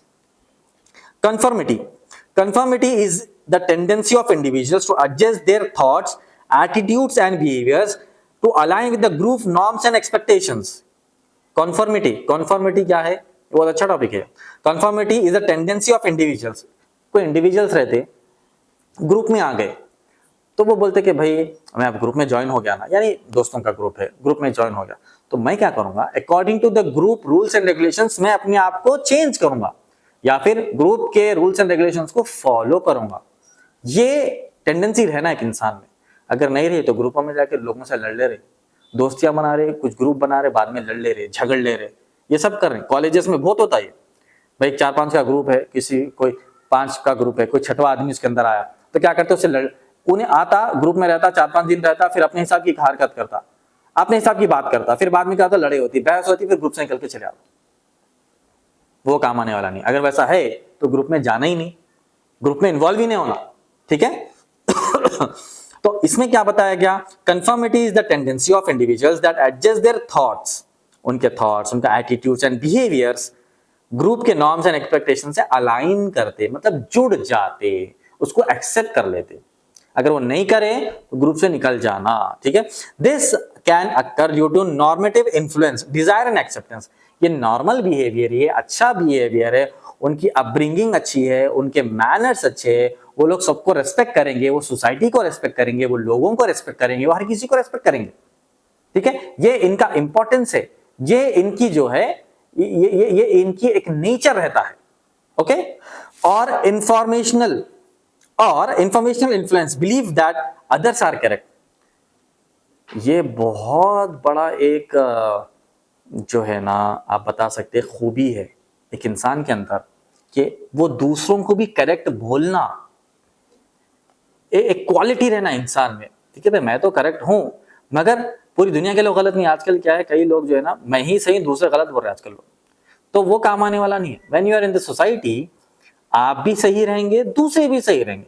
तो वो जब आप ग्रुप्स में जाएंगे, ग्रुप बिहेवियर्स में जाएंगे, तो आप दूसरों के ओपिनियन को भी रेस्पेक्ट करना, दूसरों के ओपिनियन को भी एग्री करना, ये बहुत ज्यादा इंपॉर्टेंट है। अगर वो नहीं एग्री कर रहे तो वहां पर कन्फ्लिक्ट्स एंड डिस्प्यूट्स आते हैं, उसके बाद ग्रुप से बाहर हो जाते। While conformity can promote social harmony, conformity क्या करती है, सोशल हार्मनी मेंटेन करती है, क्योंकि इसमें ये लोग एक दूसरे को एक्सेप्ट कर रहे, एक दूसरे के व्यूज को एक्सेप्ट कर रहे, एक दूसरे के व्यूज की रेस्पेक्ट कर रहे, एक दूसरे के रूल्स एंड रेगुलेशन को एक्सेप्ट कर रहे। ये सोशल हार्मनी मेंटेन करने के लिए बहुत ज्यादा जरूरी है, ठीक है। It can also lead to unjust outcomes, particularly in legal settings, ठीक है। इसमें क्या होता, इन लीगल सेटिंग्स में कभी कभी क्या होता, ये अनजस्ट आउटकम्स भी आ जाते। जैसा मिसाल के तौर पर सबसे मिल लेना जुलना, तो जज साहब जो है अक्यूज से मिल लेना, अक्यूज्ड के जो थॉट्स है उसको एक्सेप्ट कर लेना, अक्यूज के रूल्स एंड ऐसा नहीं होता ना, ठीक है। ग्रुप का माना ये नहीं है कि जज साहब, मजिस्ट्रेट,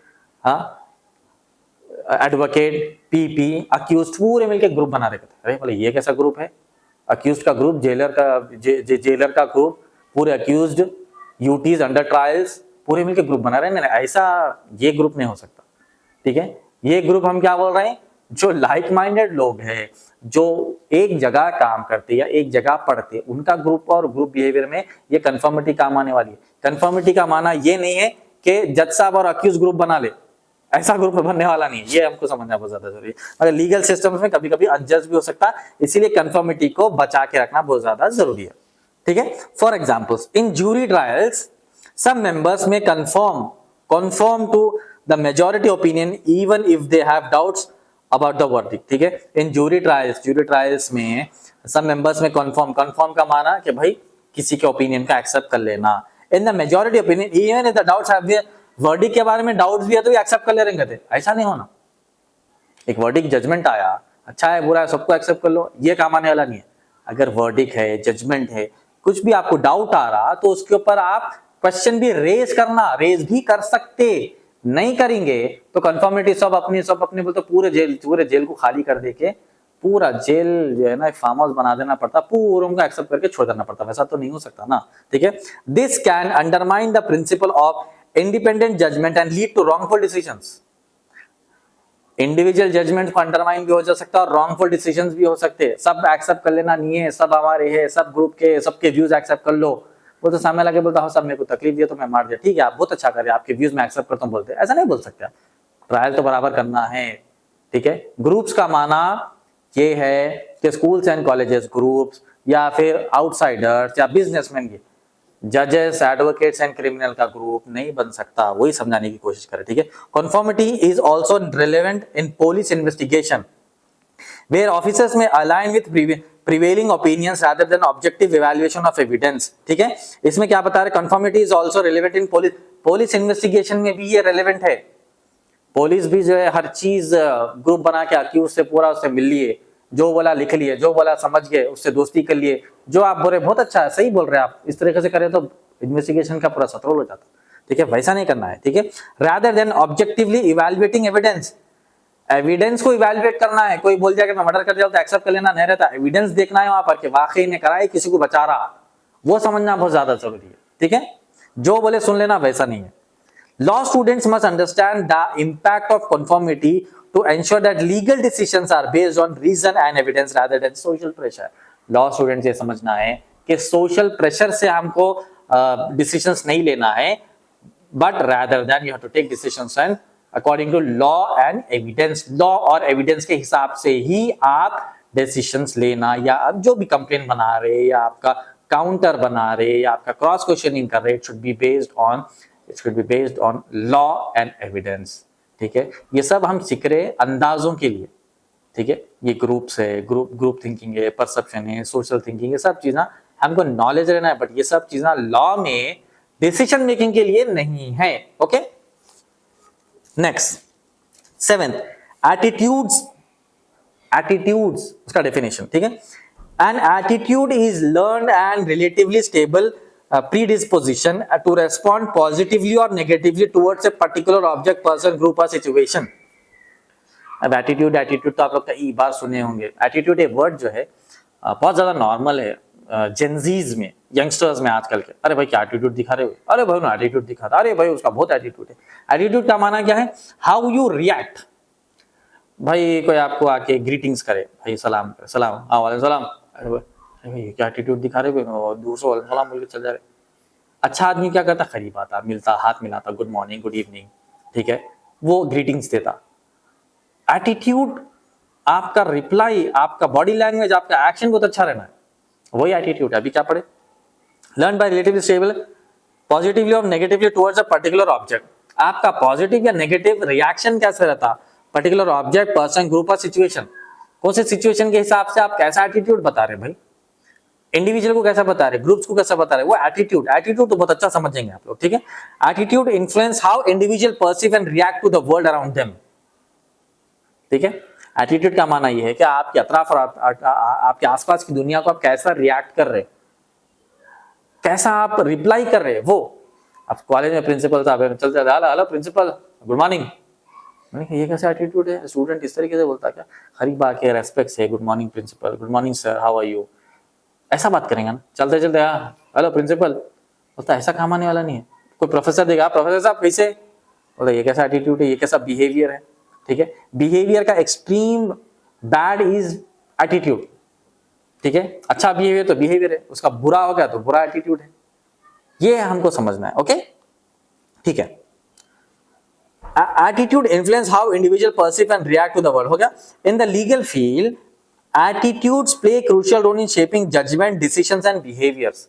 अभी जैसा बताया हमें, कोर्ट में कोई अक्यूज्ड है, वो अक्यूज्ड अच्छी तरीके से बात करा, अच्छा बिहेव करा, तो उसके बारे में कुछ अच्छा आप अपील कर सकते कोर्ट में, ठीक है। उसी तरीके से एक बार कन्विक्शन भी मिल जाने के बाद, ठीक है, एक बार कन्विक्शन भी मिल जाने के बाद, फॉर एग्जांपल लाइफ किसी को मिली, लाइफ मिली, तो अगर उसका एटीट्यूड अच्छा है, उसका बिहेवियर अच्छा है, तो कोर्ट से अपील करके वो कन्विक्ट के उसकी सजा को, सेंटेंस को कम भी किया जा सकता, based on attitude, based on good behaviour, good attitude. अगर कोर्ट में बुरा एटीट्यूड दिखाए, कोर्ट में आप चीखे चिल्लाए, आप मतलब अक्यूज्ड, कोई अक्यूज्ड चीखे चिल्लाए, आप डिफेंस लॉयर है ना, तो आपके अक्यूज को बोल देना कि भाई कोर्ट में सब बदतमीजी नहीं करना, जज के सामने चीखना चिल्लाना नहीं, हाथ जोड़ के अच्छे से ठहरना, इज्जत से ठहरना, एटीट्यूड में ऐसा डर के बटाना लगा ले, कॉलर को यूं ठहरे, तो देखता है ऐसा देख के अच्छा इन्हें ऐसा है बोल के जजमेंट अच्छा लिखता फिर, ठीक है। वैसा नहीं करना, अच्छे अंदाज में ठहरना कोर्ट में, ठीक है। जजमेंट्स भी on that basis. For instance the jurors for instance, the jurors' attitude towards a particular community or social issue may unconsciously influence their evaluation of evidence, ठीक है। इनका क्या होता है, पर्टिकुलर कम्युनिटी और सोशल इशू पे unconsciously अगर influence हो गए तो उनका एविडेंस इवैल्यूएशन में जाता, ठीक है। सिमिलरली जजेस personal belief may affect sentencing decisions, recognizing the role of attitudes helps, हाँ ये पहले सुन लो, जजेस personal belief may affect the sentencing decisions. कभी कभी जजेस का परसेप्शन रहता है ये एरिया के लोग इतने खराबी चलते भाई चलो इनको जेल ही डाल दो, उनका एक परसेप्शन रहता है, एक बायस नेचर भी कभी कभी, नॉट ऑलवेज 99.99% कभी नहीं होता, 0.1 पर कभी, अरे एरिया ऐसी होता, अरे भाई ये कम्युनिटी ऐसी, अरे भाई ऐसे लोग, ये ग्रुप ऐसे ही होता, ऐसे ही कर देते, उनका बायस नेचर रहता, उनका एटीट्यूड उनका वैसे ही रहता, बहुत कम होता, रेयरली होता है हमेशा में, ठीक है। Recognizing the role of attitudes helps legal professionals remain objectives and avoid bias in their work, ठीक है।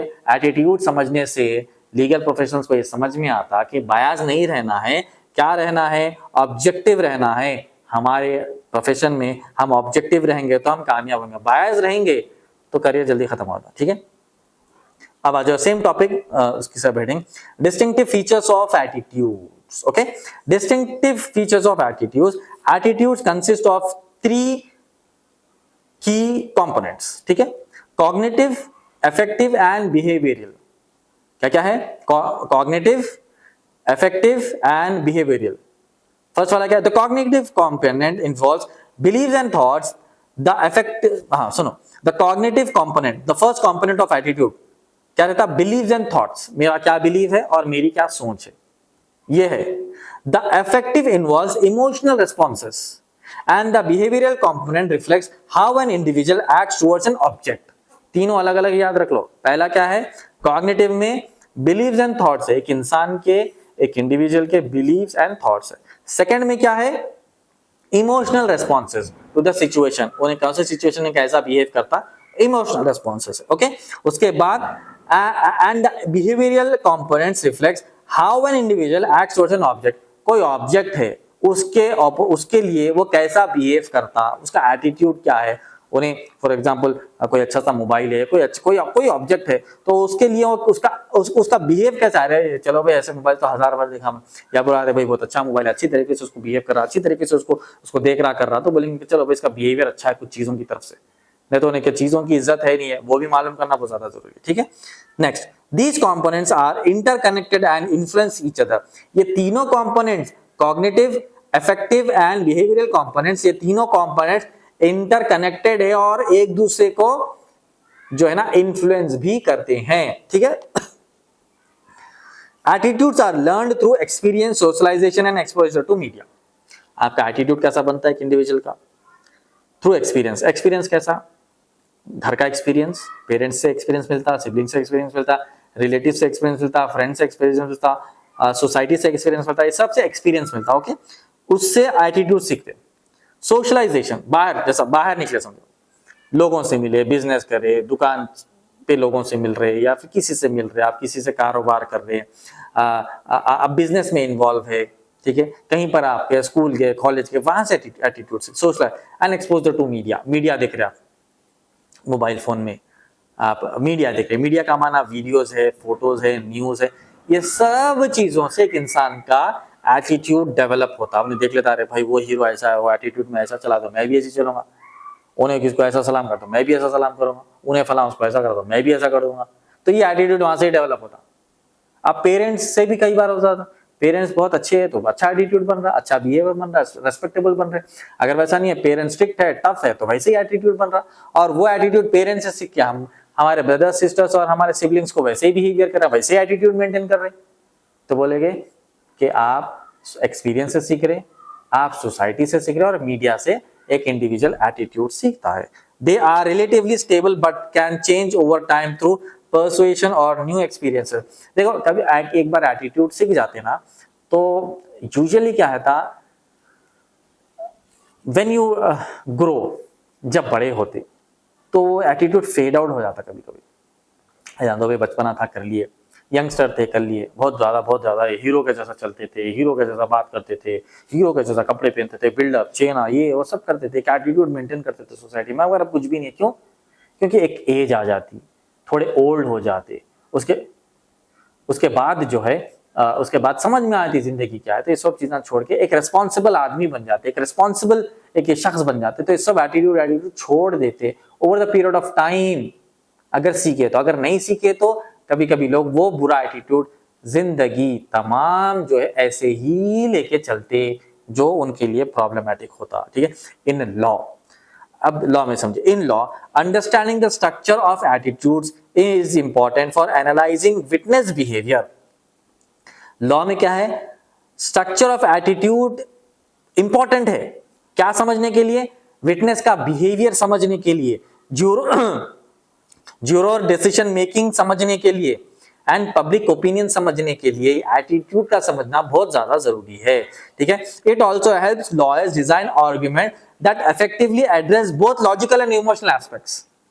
अब ये कितना इंपॉर्टेंट पॉइंट है, आप सुनो क्या बताया गया। It also helps lawyers, advocates design arguments prepare करने के लिए that effectively address both logical and emotional aspects. Logical and emotional aspects को इफेक्टिवली आप एड्रेस करने के लिए ये एटीट्यूड समझना बहुत ज्यादा जरूरी है। Okay. Nature and origin of prejudice. ठीक है। Nature and origin of prejudice क्या है ये? Prejudice refers to a preconceived and often negative attitude toward individuals or groups based on characteristics such as race, religion, gender and social status. Prejudice का माना क्या है, पहले ये समझो। Prejudice का माना ये है कि एक किसी के बारे में आप एक थॉट फिक्स कर लिए कि भाई एक इंसान ऐसी है, भाई उन्हें लाख अच्छा यहाँ करो, नहीं इन्हें ऐसी है, वो ग्रुप वैसे ही है, वो इंसान ऐसे ही है। अरे भाई प्रेजुडिस माइंड है ये, मतलब एक सोच बिठा के बैठ गए, किसी के बारे में एक सोच बना लिए, अब वो सोच वो थॉट हट रही नहीं, प्रेजुडिस माइंड। अरे भाई के बारे में एक परसेप्शन बिठा लिए अपने दिमाग में और वो चीज छोड़े नहीं, तो बोलेंगे prejudice minded. Okay. Prejudice refers to preconceived and often negative. अच्छा, जो एक थॉट बिठा लिए बोल रहे ना, वो पॉजिटिव नहीं, नेगेटिव तरीके से, अरे मैंने ऐसे ही है, उन्हें बुराई है, उन्हें खराबी है, उसका नेचर अच्छा नहीं है, एक प्रेजुडिस माइंड बना लिया। ठीक है। उसमें नेगेटिव एटीट्यूड टुवर्ड्स इंडिविजुअल्स और ग्रुप्स बेस्ड ऑन कैरेक्टरिस्टिक्स। क्यों नेगेटिव बना लिए? कुछ कैरेक्टरिस्टिक्स है, क्या है वो? रेस, किसी का रिलीजन के ऊपर, किसी के जेंडर के ऊपर, किसी के सोशल स्टेटस के ऊपर, ये 4-5 चीजों पे एक नेगेटिव प्रेजुडिस माइंड बना के बैठना, वो होता है प्रेजुडिस माइंड का एक negative impact. Okay. It is not based on personal experience और फैक्चुअल एविडेंस। पर्सनल एक्सपीरियंस किसी से कुछ भी नहीं हुआ, किसी जेंडर से, किसी रिलीजन से, किसी की रेस से, किसी के सोशल से, कुछ भी पर्सनल एक्सपीरियंस नहीं है, मगर कहीं कहीं से सुने, कोई बोल दिए, कभी न्यूज में समझ में आया, कोई न्यूज में बोल दिया, तो हम बोल दे रहे, ऐसे ही सोच ले रहे, प्रेजुडिस माइंड हो जा रहे। तो बोलेंगे कि ये सही नहीं है, ये नेगेटिव किसी के बारे में सोचना ये अच्छी बात नहीं है, प्रेजुडिस सोच रखना अच्छी बात नहीं है। प्रेजुडिस माइंड या प्रेजुडिस माइंड का माना है नेगेटिव थिंकिंग एंड फिक्स। ठीक है। Next, prejudice can lead to discrimination, किसी को डिस्क्रिमिनेट करना, ये भी हो सकता है इसके अंदर, which involves unfair treatment of individual race based on group membership। किसी के बारे में बुरा सोच लिए तो उसको डिस्क्रिमिनेट करना, उसको गिराना, उसको हंसाना, उसको डिस्क्रिमिनेट करके उसको जो है ना बुरी बातें कहना, ये होता, ग्रुप्स में भी होता, इंडिविजुअल्स में भी होता, सोसाइटी में सब होता, मैक्सिमम होता। Caste, colour, religion, race, societal status के ऊपर ये सब चीजें होते जो मैक्सिमम सोसाइटी में नहीं होना चाहिए, ठीक है। ग्रुप मेंबरशिप के हिसाब से भी होता, ठीक है। The origin of prejudice can be trace to various factors. Prejudice कहां से शुरू हुआ, उसके वेरियस फैक्टर्स है, ठीक है, इंक्लूडिंग सोशल लर्निंग, सोसाइटी में जो लर्न करते वो देखना है, ठीक है। कल्चरल इन्फ्लुएंसेस, किसी का कल्चर है, किसी का कल्चर अच्छा है, किसी का नॉर्मल है, किसी का मीडियम है, तो ऊपर कल्चर वाले नीचे कल्चर वालों को सता रहे, धमका रहे, हंसा रहे, ये सब चीजें कर, ये तो अच्छी बात नहीं है, ठीक है। उसके बाद इकोनॉमिक कंपटीशन, भाई कौन अमीर है कौन गरीब है उसके ऊपर जो है प्रेजुडिस होके उसको बुरा करे, डिस्क्रिमिनेट करे, ये नहीं करना है। And psychological needs such as maintaining self esteem, self esteem maintain करने के, सेल्फ एस्टीम है सेल्फ रेस्पेक्ट, सेल्फ इज्जत, हमारी इज्जत ऐसे बात करते कई लोग, ठीक है, वो मेंटेन करने के लोगों को गिराना, लोगों को बुरी बात कहना, उसको डिस्क्रिमिनेट करना, उसको गिरा के देखना, हो उसका कलर ऐसा है, उन्हें काला है, उन्हें गोरा है, उन्हें फकीर है, उन्हें गरीब है, उन्हें जाहिल है, ऐसी बातें करना, तो ये प्रेजुडिस माइंड गंदे तरीके से लोगों को रिफर करना नहीं है, ठीक है।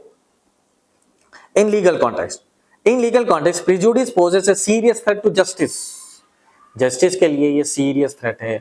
आप कभी ये नहीं बोल सकते कि कोई कम्युनिटी ऐसे ही है, अरे उन्हें गोरा है तो उन्हें अच्छा नेक आदमी होगा, उन्हें काला है तो चोर है, ऐसा नहीं बोलना। रंग से, रूप से, उनके रिलीजन से, उनके कास्ट से, उनके कल्चरल डिफरेंस से कोई अच्छा बुरा नहीं हो सकता, तो सीरियस थ्रेट है ये prejudice mind. It can influence police investigation, police भी देखती है अरे भाई इन्हें ऐसा है तो उसको ऐसा है, अरे इन्हें पढ़ा लिखा है, इन्हें गोरा दिख रहा तो अच्छा नेक आदमी होगा, इन्हें काला दिख रहा तो बुरा होगा, ठीक है, इसके पास कार है तो इन्हें क्राइम नहीं कराऊंगा, ये सब बात नहीं, जो क्राइम कराओ नहीं क्रिमिनल है, बात खत्म। ना उसके बीच में कलर आना, ना रिलीजन आना, रेस आना, ना सोशल सोसाइटिकल स्टेटस आना, कुछ भी नहीं आना, ये फेयर इन्वेस्टिगेशन है, ठीक है।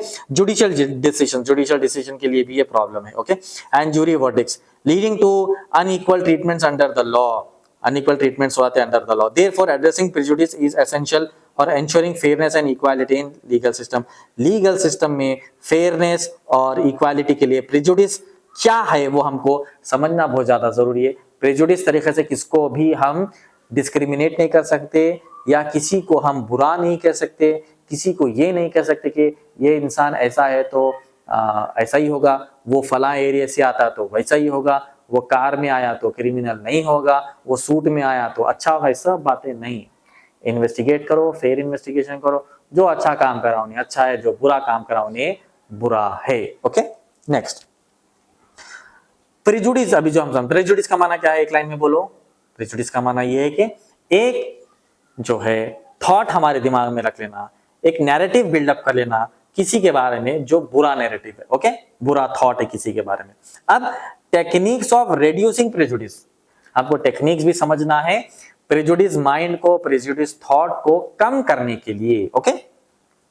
Reducing prejudice requires a combination of social, educational and legal strategies. Prejudice reduce करने के लिए social, educational and legal strategies आपको हमको बनाना है, ओके। एजुकेशन प्लेज ए की रोल इन प्रमोटिंग अवेयरनेस, सबको बताना कि भाई ये प्रेजुडिस माइंड अच्छा नहीं है, किसी के बारे में बुरा नहीं बोलना, किसी को खराब नहीं करना, हाँ, किसी के बारे में, किसी के रेस के बारे में, रेस मतलब उनका फादर मदर कैसे थे, उनकी प्रोजेनी कैसी थी, तुम्हारा बाबा ऐसा है, तुम्हारा, ये सब बातें नहीं करना है प्रेजुडिस माइंड के, ओके। तो ये प्रमोट करना अवेयरनेस, स्कूल्स में, कॉलेजेस में अवेयरनेस प्रोग्राम्स करना, अवेयरनेस इवेंट्स करना प्रेजुडिस को दूर करने के लिए, ओके। एंड चैलेंजिंग स्टीरियोटाइप यानी एक ही तरीके की सोच, okay. Inter group contact where individual from different backgrounds interact positively, inter group contact भी रखना जिसमें इंडिविजुअल अलग अलग बैकग्राउंड से एक दूसरे से कॉन्टैक्ट करते, एक दूसरे को जो है ना इंकरेज करते, मोटिवेट करते, ये सब चीजें जो करते इनको ग्रुप में लाके लोगों को बताना, लोगों में अवेयरनेस करना, ये बहुत ज्यादा जरूरी है, ठीक है। Can reduce hostility and build understanding, hostility को भी रिड्यूस करता और एक दूसरे में अंडरस्टैंडिंग को बिल्डअप करता।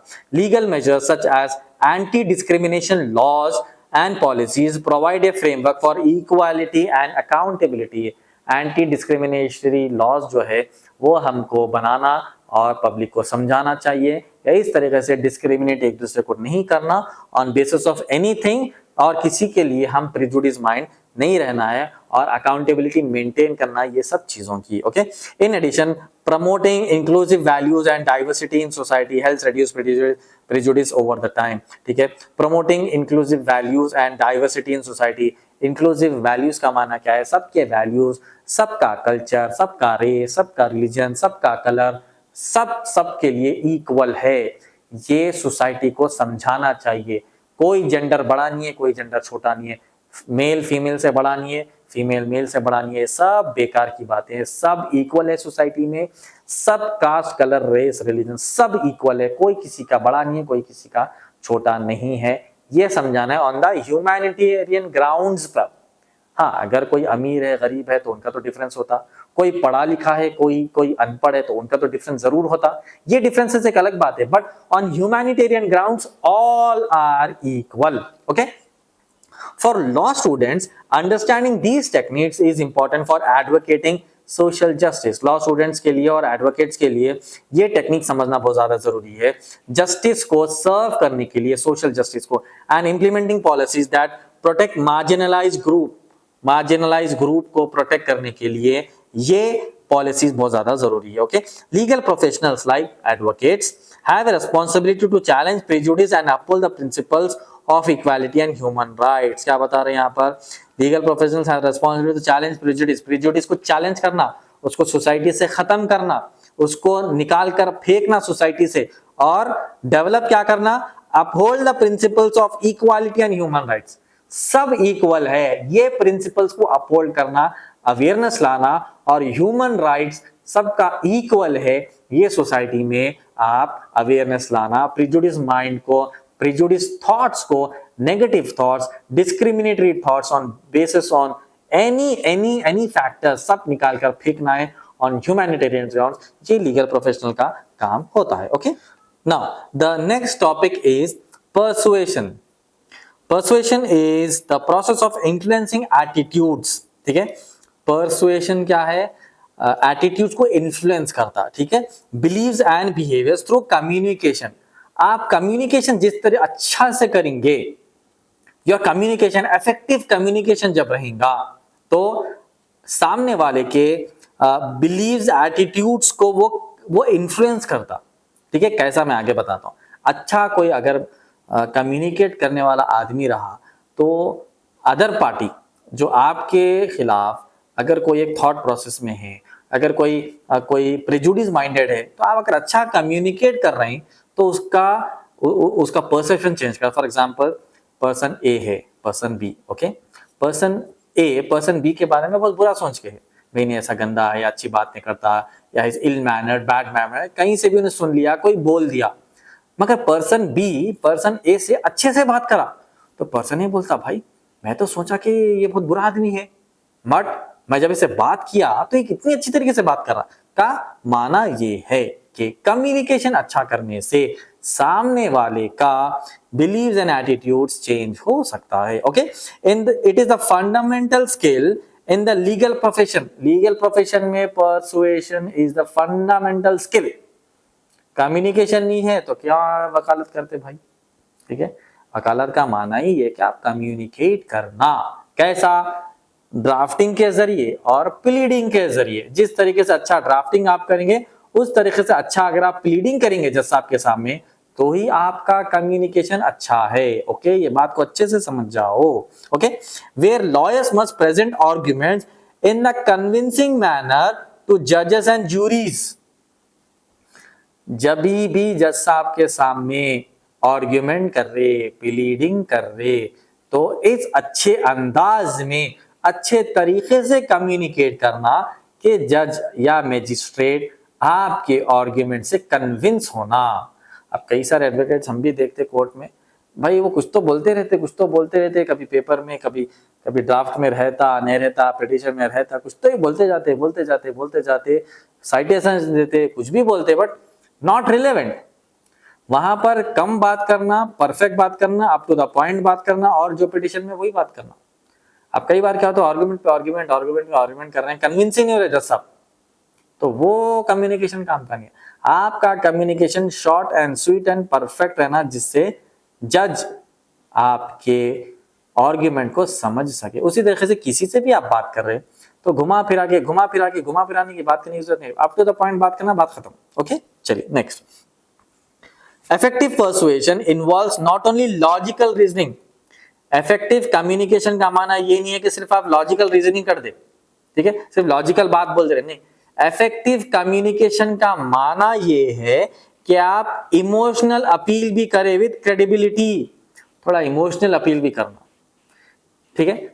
जब आप जज साहब के सामने बात करें तो हर तरीका अप्लाई करने की कोशिश करना जज के सामने कि भाई साहब ऐसा भी मान जाओ, ऐसा भी मान जाओ, ऐसा भी मान जाओ, इमोशन से मान जाओ। कभी कोई भी अक्यूज को आप रिप्रेजेंट कर रहे हैं तो जज बोलना कि भाई जज साहब के घर में कोई भी नहीं है कमाने वाले, is the only sole breader और winner of the society of office house, कुछ तो ही बोलना, इमोशनल बात करना, लॉजिकल बात करना, रीजनिंग बात करना, according to the law legal बात करना, कुछ भी करना। एडवोकेट का काम ये है कि जज को कन्विंस करना बहुत ज्यादा जरूरी है, कम्युनिकेट करना ज्यादा जरूरी है, persuasion करना बहुत ज्यादा जरूरी है। Okay, the success of persuasion depends on factors such as communicators expertise.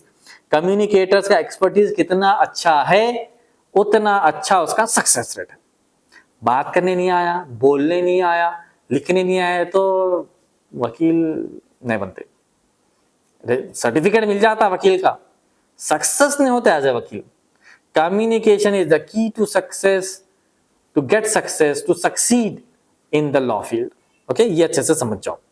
The clarity of the message and the characteristics of the audience, ये कैरेक्टर मैसेज में क्लैरिटी रहना एंड ऑडियंस से कैरेक्टरिस्टिक्स को समझ के आपका मैसेज पहुंचाना। Okay, in legal practice persuasion is used in advocacy, negotiation and mediation.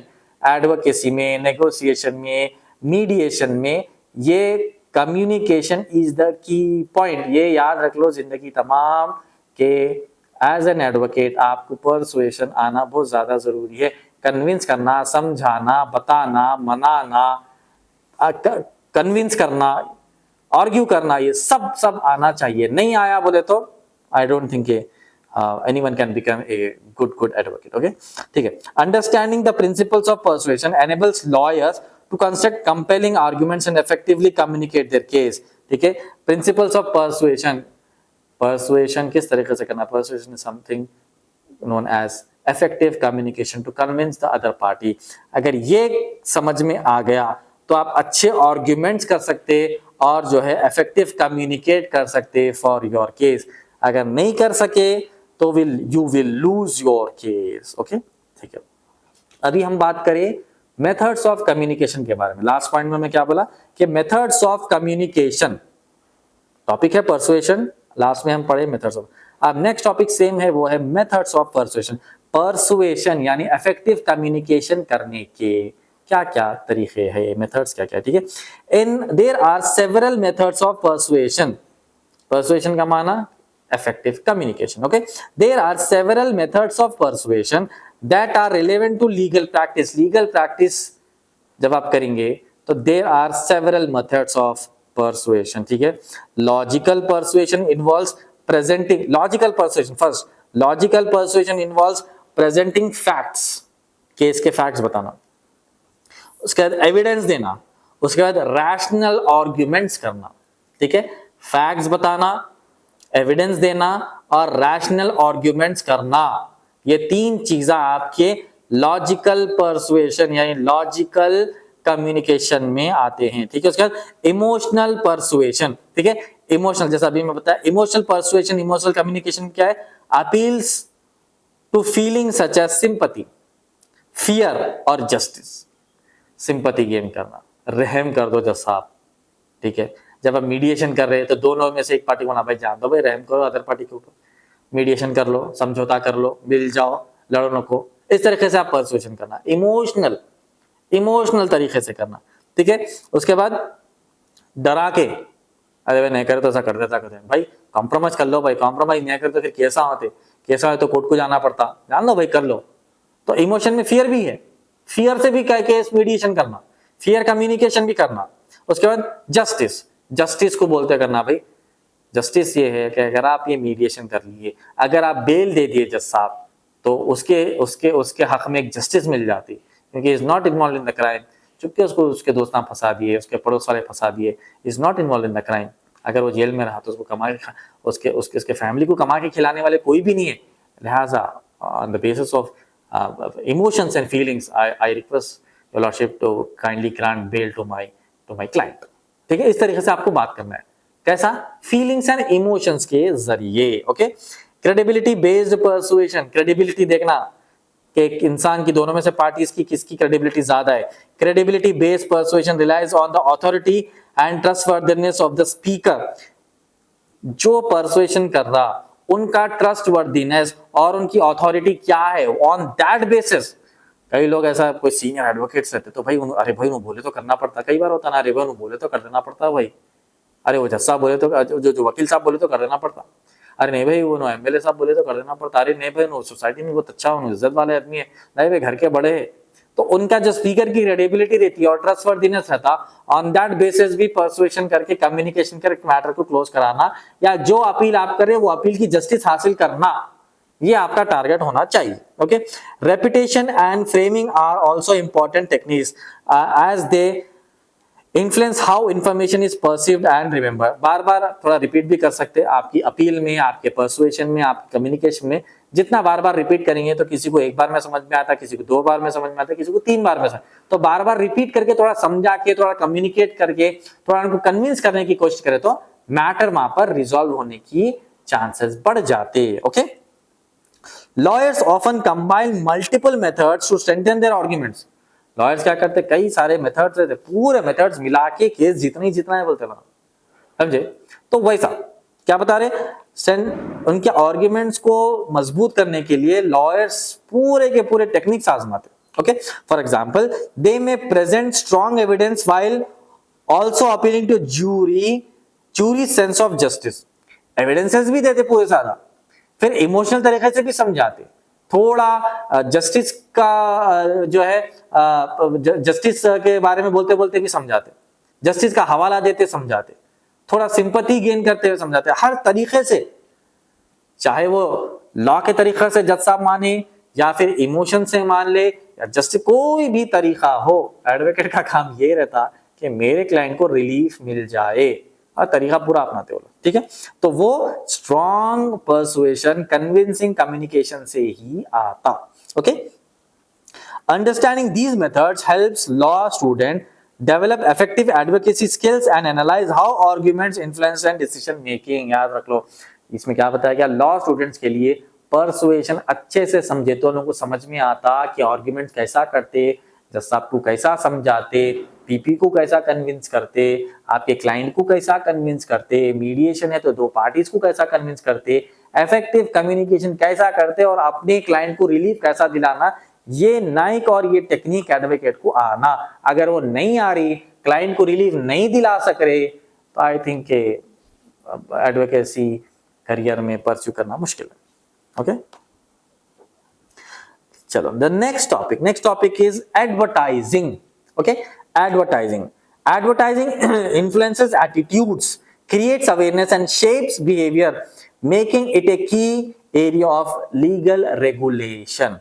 Advertising का माना क्या है, एडवर्टाइजिंग क्या करता, एटीट्यूड्स को इन्फ्लुएंस करता, अवेयरनेस करता है एडवर्टाइजिंग के जरिए।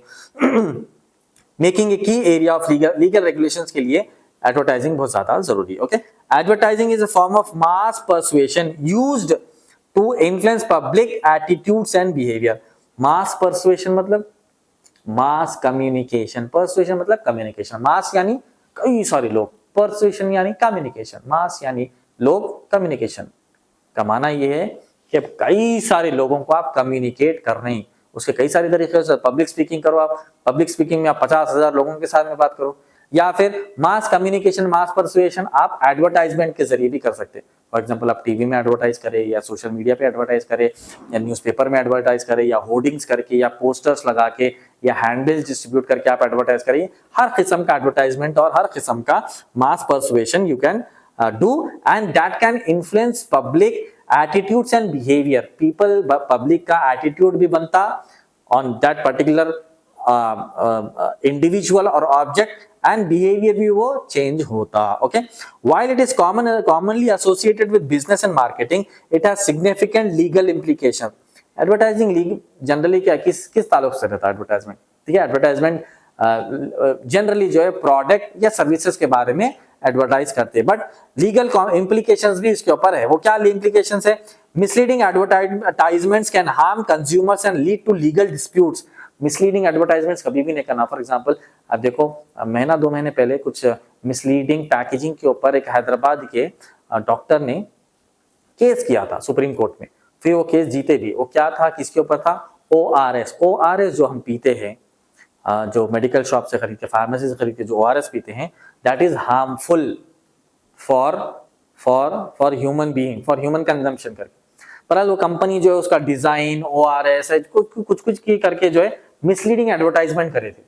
तो वो डॉक्टर हैदराबाद के जीते. फिर मार्केट से जितने भी ORS के पैकेट्स थे या बॉटल्स थे वो पूरे मार्केट से हटाए. और कई सारे ऐसे मिसलीडिंग एड्स थे जिसमें बच्चों के खाने की चीज में या फिर कंजम्पशन के आइटम्स में मिसलीडिंग एड्स थे. तो कई लोगों ने कई केस किया सुप्रीम कोर्ट में. फिर बाद में जो है वो एड्स को हटाया गया. तो मिसलीडिंग एड्स भी जब आते हैं सोसाइटी में तो उसके ऊपर भी लीगल इम्प्लीकेशंस होते हैं. वो आपको हमको देखना है. Okay, laws regulating advertising aim to protect consumer from false and deceptive claims. ऐसे कई सारे प्रोडक्ट्स है जो कई सारे क्लेम्स करते बट उनका एंड रिजल्ट कुछ भी नहीं रहता. तो ऐसे डिसेप्टिव क्लेम्स और फॉल्स एडवर्टाइजमेंट्स जब आते हैं सोसाइटी और मार्केट में, then you can have legal disputes and challenge in the honourable court. Okay, in addition advertising techniques are often used in political campaigns and public awareness programmes. Political campaigns and public awareness programmes में क्या कर सकते हैं? Advertising techniques करते हैं. Advertising के बहुत बहुत ज्यादा तरीके, क्योंकि मेरी भी एक एडवर्टाइजिंग कंपनी है AR प्रोडक्शंस के नाम से. तो उसमें हम एडवर्टाइजिंग का ही काम कर रहे हैं तकरीबन 10-12 साल से. 2013 से हम काम करते हैं. तो उसमें हम maximum types of advertising use करते हैं. ठीक है, पब्लिक अवेयरनेस के लिए होता है, पब्लिक को इंफॉर्मेशन देने के लिए एडवर्टाइजिंग की जाती है. Legal professionals must understand how advertising shapes public opinion and how it can be regulated to ensure fairness and transparency. Legal professionals यानी एडवोकेट समझना चाहिए कि एडवर्टाइजिंग पब्लिक के ओपिनियन को चेंज भी करती है एंड फेयरनेस एंड ट्रांसपेरेंसी भी पैदा करती है. कौन? एडवर्टाइजिंग इतना अच्छा करो आपके प्रोडक्ट की इमेज जो है बहुत अच्छी हो जाए मार्केट में. ऐसा करते एडवर्टाइजिंग, ऐसा करते. ठीक है, this knowledge is particularly relevant in such areas such as consumer protection law and media law. अब एडवर्टाइजिंग के बारे में हम क्यों सीख रहे भाई एज एन एडवोकेट? तो एडवर्टाइजिंग के बारे में हम इसीलिए सीख रहे क्योंकि ह्यूमन कंज्यूमर प्रोटेक्शन लॉ और मीडिया लॉ अगर आप पढ़ेंगे तो एडवर्टाइजिंग के बारे में डिटेल में जान सकते हैं. क्योंकि अगर कोई कंज्यूमर आपके पास आया बोला कि भाई मैं कोई ऑब्जेक्ट यूज करा या कोई फूड आइटम है, मैं इसको खाया पिया तो उससे मुझे ये तकलीफ होगी, परेशानी हो गई या मिसलीडिंग ऐड था, तो एज एन एडवोकेट आपको कंज्यूमर प्रोटेक्शन लॉ मालूम रहना है. तो कंज्यूमर कोर्ट में जाके आप केस फाइल कर सकते. या मीडिया में भी अगर कोई आपके बारे में यानी आपके क्लाइंट के बारे में कुछ बोल दिया, क्लाइंट आपके पास आया भाई कोई मेरे बारे में ऐसा बुरा बोले, तो उसके ऊपर जो है ना डेफेमेशन केस करता. आप डेफेमेशन केस आपको मालूम रहना, मीडिया लॉज आपको मालूम रहना चाहिए. इसीलिए एडवर्टाइजिंग का टॉपिक ये यूनिट के अंदर है. Okay, 14th topic of our unit. Okay, we have total 16 topics, we are now at the 14th topic. 14th topic is human aggression. Aggression का माना क्या है? Aggressive nature, violent nature. Aggression का माना गुस्सा, एंग्री. ठीक है, ये है एग्रेशन. ठीक है, human aggression refers to behaviour intended to cause harm to others. ऐसा बिहेवियर आपका, ऐसा गुस्सा जो दूसरों को नुकसान पहुंचाए, ये है ह्यूमन एग्रेशन. वायलेंट हो जाना, एंग्री हो जाना, गुस्से में आ जाना, ये है एग्रेशन. ठीक है, आइदर फिजिकली और साइकोलॉजिकली. फिजिकली आप किसी को हार्म कर रहे हो, साइकोलॉजिकली भी कर. साइकोलॉजी का माना क्या है? आप बातों से किसी को बहुत ज्यादा तकलीफ दे रहे तो उन्हें साइकोलॉजिकली भी परेशान होता सामने वाला, साइकोलॉजिकली भी डिप्रेशन में जाता. ठीक है, तो साइकोलॉजिकली किसी को हार्म कर रहे हैं या फिर आप फिजिकली किसी को हार्म कर रहे हो, that is called as human aggression. Okay, it is a major concern in criminal law. Criminal law में ये बहुत बड़ा कंसर्न है. Okay, as many offences involve aggressive actions. कई सारे क्रिमिनल केसेस 90% आप मार्केट में देख लो वो बेस्ड ऑन एग्रेशन है, गुस्से में कर दिए, गुस्से में क्राइम कर दिए, गुस्से में मर्डर कर दिए, गुस्से में अटेम्प्ट टू मर्डर कर दिए, गुस्से में किसी के ऊपर जो है हमला कर दिए, ठीक है। It is based on human aggression, okay. Aggression can take various forms including physical violence, verbal abuse and emotional harm, ठीक है। एग्रेशन 3 तरीके से हार्म कर सकता। वायलेंस, फिजिकल वायलेंस यानी आप फिजिकल किसी को हर्ट कर रहे, फिजिकल किसी को मार रहे, धक्का दे रहे, गिरा रहे, हाथों से, लातों से, घूंसों से मार रहे, गोली मार दे रहे या छुरी मार दे रहे या उसको मर्डर कर दे रहे, ये सब फिजिकल वायलेंस में आता है। वर्बल अब्यूज यानी बातों से किसी को गाली गलौज कर रहे, किसी को बुरी बातें कह रहे, गंदी बातें कर रहे, तो वर्बल अब्यूज है, ये भी एग्रेशन। इमोशनल हार्म, इमोशनल तरीके से उसको इमोशनली टॉर्चर करना, इमोशनल हार्म देना, इमोशनल तरीके से बहुत इमोशनल बातें करना किसी को इमोशंस के साथ खेलना, ये सब ह्यूमन एग्रेशन में आता है, okay. Understanding aggression is important for analysing criminal behaviour. Aggression को समझना बहुत ज्यादा जरूरी है क्योंकि क्रिमिनल बिहेवियर भी इसी से रिलेटेड है, ओके। डिटरमाइनिंग इंटेंट, इसका इंटेंशन क्या था, क्राइम करने का इंटेंशन क्या था, क्राइम करने का इसका इंटेंशन क्या है, वो देखना है तो एग्रेशन को, आपके क्लाइंट या अक्यूज के एग्रेशन को समझना जरूरी है, ठीक है। And developing strategies to prevention, अब स्ट्रैटेजीज बनाना कि भाई गुस्से को दूर करो क्या, क्योंकि आपको नुकसान दे रहा, आपको परेशान कर रहा, आपका ही नुकसान हो रहा, बल्कि उसको समझाना या फिर प्रिवेंट करने की कोशिश करना। It also helps in understanding victim behaviour, victim जिसको मार लगा, जिसको जो है अटैक किया और जिसको मार लगा, तो उसका भी बिहेवियर समझना बहुत ज्यादा जरूरी है। And the impact of violence on individual and society, अगर जो भी वायलेंस करा, जो अटैकर है, उन्हें सोसाइटी पे क्या इम्पैक्ट पड़ रहा और इंडिविजुअल पे क्या इम्पैक्ट पड़ रहा, वो एनालाइज करना जरूरी है। एग्रेशन में कई लोग परेशान हो जा रहे, एग्रेशन में कई लोग अपने रिलेशंस तोड़ दे रहे, एग्रेशन में कई लोग माँ बाप से नाराज है, बच्चों से नाराज है, एग्रेशन में कई लोग हस्बैंड से नाराज है, वाइफ से नाराज है, पड़ोसी से नाराज है, हर किसी से नाराज है, हर किसी के ऊपर बुरा सोच के बैठे, क्योंकि एग्रेशन, गुस्सा, वायलेंस, एंग्री नेचर, ये सब जो है एक इंसान को बर्बाद कर रहा। 5-10 सेकंड का गुस्सा रहता, अगर उसको कंट्रोल नहीं करे तो जिंदगी तमाम, कई बार तो कई सालों तक भुगतते, कई सालों तक उसका नतीजा हमारे जिंदगी में इफेक्ट करते रहता। 10 सेकंड का गुस्सा, किसी का मर्डर कर दिया, जिंदगी तमाम परेशान। 10 सेकंड का गुस्सा, किसी को कुछ बोल दिए, जिंदगी तमाम दुश्मनी। तो 5-10 सेकंड का जो गुस्सा रहता ना, उसके ऊपर अगर एक इंसान कंट्रोल कर लिया तो he is very strong person. Strong person is not the one who is a muscular and a very good height personality and bodybuilder. Strong person वो नहीं, असल strong person वो है जो एक्सट्रीम पीक गुस्से में अपने गुस्से को कंट्रोल करे और डैमेज से बचे, अपन भी बचे, लोगों को भी बचाए, सोसाइटी को भी बचाए। ये ज्यादा इंपॉर्टेंट है, गुस्से को कंट्रोल करना। Anger management and stress management या एंगर मैनेजमेंट के कई सारे कोर्सेस आते। अगर किसी को एंगर इश्यूज है तो वो कोर्सेस करो, एंगर किस तरीके से कंट्रोल करना और अपने आप को बचाना सोसाइटी में सिखाया जाता है, okay. The next topic is related to the same topic, factors influencing aggression. ऐसे कौन से फैक्टर्स है जो एग्रेशन यानी गुस्से को इन्फ्लुएंस करते, बढ़ावा देते, okay. Aggression is influenced bye combination of social, personal and situational factors.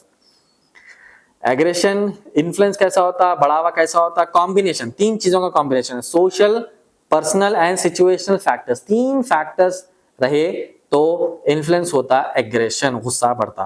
First, social factors includes exposure to violence in media, cultural norms that tolerate aggression and peer influences। क्या पढ़ा इसमें? social factors includes exposure to violence in media। भाई media में देख रहे हैं आप, कहीं वायलेंस चल रहा, कोई किसी को मार दे रहा, कोई किसी को सता रहा, कोई किसी को गाली दे रहा, कोई किसी को टॉर्चर कर रहा, फिजिकल अब्यूज कर रहा, मेंटल अब्यूज कर रहा, हर किसी से अब्यूज कर रहा, हर किसी से परेशानी की, हर किसी को तकलीफ दे रहा, तो वहां से सीख लेते, अरे भाई हम किसी को मार सकते, किसी को तकलीफ दे सकते, किसी को सता सकते, कुछ भी कर सकते, वहां से सीख ले रहे, ठीक है। ये एक है।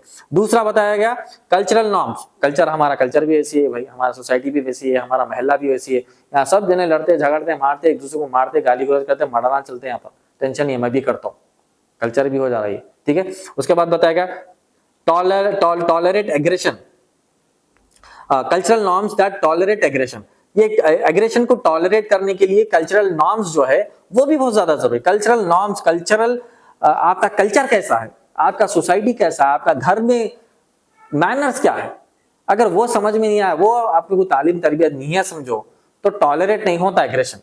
गुस्सा कंट्रोल में नहीं आता, बर्दाश्त में नहीं आता, जो चाहे बोल दो बोलते, वो परेशानी हो जाती। ओके, उसके बाद बताया गया personal factors include personality traits, past experiences.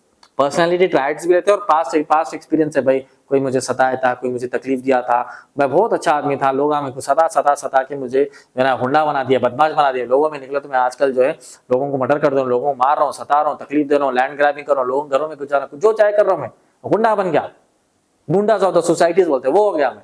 बोलेंगे ये तो चलने वाला नहीं, ये गुस्से से गुंडे बनते, बदमाशा बनते, डॉना बन जाते, टेररिस्टा भी बन जाते, तो वहां तक तो कोई इंडिविजुअल को जाना नहीं है ना। तो गुस्सा कंट्रोल करेंगे तो वो सब कंट्रोल होगा, गुस्सा कंट्रोल नहीं होगा तो बहुत आगे तक जा सकते हैं। ठीक है। And emotional states such as anger और फ्रस्ट्रेशन, कई लोगों को बचपन से एंगर, फ्रस्ट्रेशन, गुस्सा ये सब चलते रहता। मगर मेरी पर्सनल थिंकिंग ये कि over the period of time, एक एज आने के बाद, कुछ रिस्पॉन्सिबिलिटीज आ जाने के बाद ये सब चीजें खत्म होना, कई लोगों में खत्म भी नहीं होते। 50 साल 60 साल की उम्र में भी वही गुस्सा, वही एग्रेशन, वही वायलेंस, वही फ्रस्ट्रेशन, वैसे ही जिंदगी गुजारे, तो उनकी जिंदगी वैसे ही बर्बाद जिंदगी गुजरती, कभी सुधरते नहीं वो लोग, ऐसी ही उनकी जिंदगी गुजरती, वो बहुत बकवास जिंदगी रहती।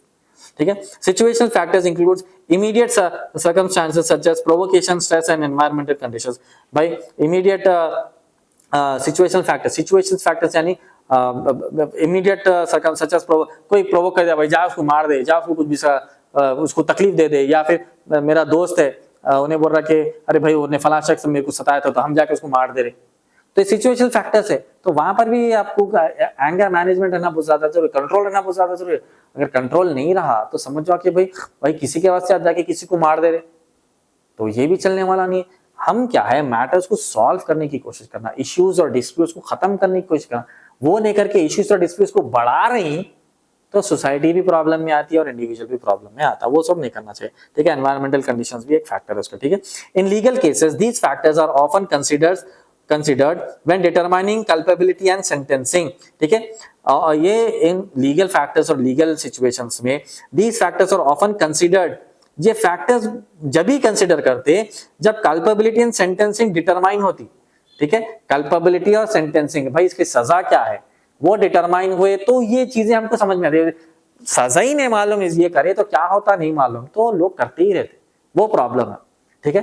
तो लोगों को अवेयरनेस ये देना कि भाई तुम अगर ये बुरा काम करेंगे, एंगर इश्यूज और फ्रस्ट्रेशन इश्यूज में लोगों को तकलीफ देंगे तो तुम्हारे ये प्रॉब्लम्स है, वो अगर लोगों को मालूम रहा तो सजा मालूम रही तो अमल से बचते, मतलब पनिशमेंट मालूम रही तो एक्शन से बचते, ये समझना जरूरी है। ओके। ठीक है। फॉर एग्जाम्पल प्रोवोकेशन में reduce the severity of punishment, while repeated aggression behavior may indicate a higher level of risk. Understanding these factors allows legal professionals to make informed decisions and develop effective interventions. कितना important point है इसके अंदर, समझो आप। Example देके बता रहे हैं कि प्रोवोकेशन में reduce the severity of punishment. Provocation क्या होता, पनिशमेंट की सिवियरिटी कम हो जाती है, पनिशमेंट में सोच रहा ही नहीं, प्रोवोक कर दिया समझो किसी को, भाई जो होता मैं देख लेता हूँ, जेल को भी चले जाता हूँ, फांसी भी चढ़ जाता हूँ, मेरे दोस्त को कोई सताया तो मैं जाके सामने लेकर मर्डर कर देता हूँ, मैं फांसी भी चढ़ जाता हूँ। तो प्रोवोकेशन जब हो रहा, पनिशमेंट की सिवियरिटी नहीं समझ रहे, भाई जेल हो जाती, फांसी भी हो जा सकती, नहीं जानता भाई कुछ भी हो जाता, तो वो सब करना नहीं है हमारा। ठीक है। वो सब करना हमारा काम नहीं है। कोई हमको प्रोवोक कर दिया तो किसी के लिए हम जाके मार दें, फिर कोई आपको सताया कोई भी, तो आपका काम ये है कि पहले काउंसलिंग करना, पहले घर वाले बैठ के समझाना, महल्ले वाले बैठ के समझाना, नहीं समझ रहे तो पुलिस के पास जाना। छोटे छोटे चीजों को भी पुलिस के पास जाने की जरूरत नहीं है, महल्ले में कुछ लोग रहते वो लोग भी समझा लेते, वहां तक कोशिश करना, जाके मार दे रहे, लड़ ले रहे, झगड़ ले रहे, अटेम्प्ट टू मर्डर कर दें, ये सब चीजें करने की जरूरत नहीं है बॉस। ओके। ठीक है। While repeated aggression behavior may indicate a higher repeated करते जा रहा, महल्ले में कैसा आदमी है जो बार बार सता रहा, गुस्सा दिखा रहा, फ्रस्ट्रेशन दिखा रहा, लोगों को मार रहा, गाड़ियां गिरा दे रहा, तकलीफ दे रहा, गाली गलौज कर रहा है, सब कर रहा, तो बोलेंगे हाई लेवल ऑफ रिस्क है इसके ऊपर, इसको पीडी एक्ट में अंदर डालो बोलते, प्रिवेंटिव डिटेंशन के एक्ट में इसको 1 साल के लिए अंदर करो बोलते। ये भी हो सकता, ठीक है। Understanding these factors allow legal professionals to make informed decisions. ये फैक्टर्स अगर आप समझेंगे, legal professionals as an advocate अगर आप समझेंगे तो अच्छे डिसीजंस ले सकते, एज एन एडवोकेट अच्छे डिसीजंस ले सकते एंड डेवलप इफेक्टिव इंटरवेंशंस। अगर अच्छे डिसीजंस लेना है तो ये फैक्टर्स आपको मालूम रहना है in the form of mediation and counselling and reconcile करना है। तो ये फैक्टर्स मालूम रहे तो रिकंसाइल भी कर सकते हैं, लोगों को अच्छी तरीके से समझा सकते भी। Last topic of our third unit 16th topic is prevention and control of aggression. गुस्से को, फ्रस्ट्रेशन को, एंगरनेस को प्रिवेंट करने के लिए और कंट्रोल करने के लिए क्या क्या पॉइंट्स है वो अगर समझ गए तो बहुत अच्छी बात है, ठीक है। Preventing and controlling aggression requires a comprehensive approach such as involving legal, social and psychological measures. Aggression को, फ्रस्ट्रेशन को, एंग्रीनेस को कम करने के लिए, कंट्रोल करने के लिए, खत्म करने के लिए क्या क्या होना, legal, social and psychological measures. Legal तरीके से भी समझाना उसको कि भाई अगर ये करे, कुछ बुरा काम करे तो क्या क्या प्रॉब्लम्स है। सोसाइटिकल तरीके से भी समझाना, सोशल तरीके से भी समझाना उसको कि भाई अगर तुम ऐसा कर रहे हैं तो तुम्हारे को क्या होने वाला है सोसाइटी में, अच्छा बुरा, वो तरीके से समझाना। एंड साइकोलॉजिकल मेजर, साइकोलॉजिकल के हिसाब से भी समझाना कि भाई तो तुम्हारी पर्सनालिटी कैसी है, तुम्हारा ब्रेन कैसा चल रहा, तुम्हारा ब्रेन फंक्शन कैसा चल रहा, तुम सोसाइटी में अच्छे रहना, तुम सोसाइटी के लिए अच्छा नाम करना, पेरेंट्स के लिए नाम अच्छा करना, तुम साइकेट्रिक पेशेंट नहीं हो जाना, ऐसे पागल पागल काम करके लोगों को सता लेते नहीं फिरना, ठीक है। साइकोलॉजिकली इफेक्ट होता, ब्रेन पे इफेक्ट, बहरहाल हर तरीके से एक जो है ना एग्रेशन के अफेक्टेड आदमी, इंडिविजुअल को आप इस तरीके से समझाना बहुत ज्यादा जरूरी है कंट्रोल करने के लिए, okay. Legal enforcement including strict laws and penalties act as a deterrent to aggressive behaviour. अब एग्रेसिव बिहेवियर है, क्राइम कर रहा, समझा रहे, बोल रहे, मना रहे, नहीं मानना, आखिर में क्या करना पड़ता, सजा देना पड़ता, पनिशमेंट। अगर काउंसलिंग से, कन्विंसिंग से, अगर उसको एक्सप्लेनेशन से, उसको तरबियत से अगर कोई आदमी नहीं समझ रहा, कोई इंडिविजुअल नहीं समझ रहा, तो लास्ट ऑप्शन के लिए क्या रहता, पनिशमेंट रहती। पनिशमेंट देना और उसको जेल में डालना तो ही समझता, नहीं समझा तो उसको हमेशा के लिए जेल के अंदर डाल देना, based on crime that he had committed, based on by the influence of aggression and frustration, okay। counseling and rehabilitation programs helps individual manage anger and develop healthier coping mechanism, ठीक है। Counselling and rehab के भी centres रहते, counsellings रहते, stress management रहता है, anger management रहता है, साइकोलॉजिकल स्ट्रेस मैनेज, ये सब के कोर्सेस रहते, डॉक्टर्स रहते, इसके एक्सपर्ट्स रहते, इनके पास जाना, ये सब उसका इलाज कराना, काउंसलिंग करना, रिहैब सेंटर्स में डालना। इसके बावजूद भी नहीं समझ रहे तो उनको पनिशमेंट देना बहुत ज्यादा जरूरी है, ठीक है। Education and awareness programs about non violent behaviour and conflict resolution skills. Education, तालीम देना, एंड अवेयरनेस प्रोग्राम्स, अवेयरनेस दिखाओ। मैं समझता हूँ कि बचपन से ही थोड़ा जो है ना, पहले बचपन से ही ऐसे लोगों को तरबियत देना, घर के अंदर ही तरबियत देना, उनको समझाना, हाँ, उनको गुस्सा कम करना। आजकल कई बच्चों को देखो आप गुस्सा कर रहे बिना वजह के गुस्सा करे, तो बचपन से उनके गुस्से को कंट्रोल करना। अगर बचपन से उनके गुस्से को कंट्रोल नहीं कर रहे तो बड़े होके वैसे ही वायलेंट बिहेवियर होता, एग्रेशन आता, सोसाइटी में भी वैसे करते। तो पेरेंट्स की सबसे ज्यादा जिम्मेदारी है। अगर पेरेंट्स समझाने के बाद भी इंडिविजुअल नहीं समझ रहा तो बड़े होने के बाद ये सब चीजें करना पड़ता, उनको एजुकेशन देना, अवेयरनेस देना, रिहैब करना, काउंसलिंग करना, सब चीजें करना। ये सब करने के बाद एक इंडिविजुअल नहीं समझ रहा तो जेल में डालना, ओके। चलिए last point, the legal system plays a central role in maintaining order and protecting individuals from harm, ठीक है। लीगल सिस्टम क्या है, क्रूशियल रोल प्ले करता मेंटेनिंग लॉ एंड ऑर्डर। मैं जैसे जब से बोल रहा हूं, ये सब करने के बाद नहीं सुन रहे तो legal system will come into action. आके बोलता अगर कोई एग्रेशन में कोई बुरा काम करे, लॉ एंड ऑर्डर खराब करे तो आ जाओ बाबा, आप जेल को जाओ, जेल में रहो, पीडी एक्ट लगाते अंदर जाओ बोलते, ठीक है।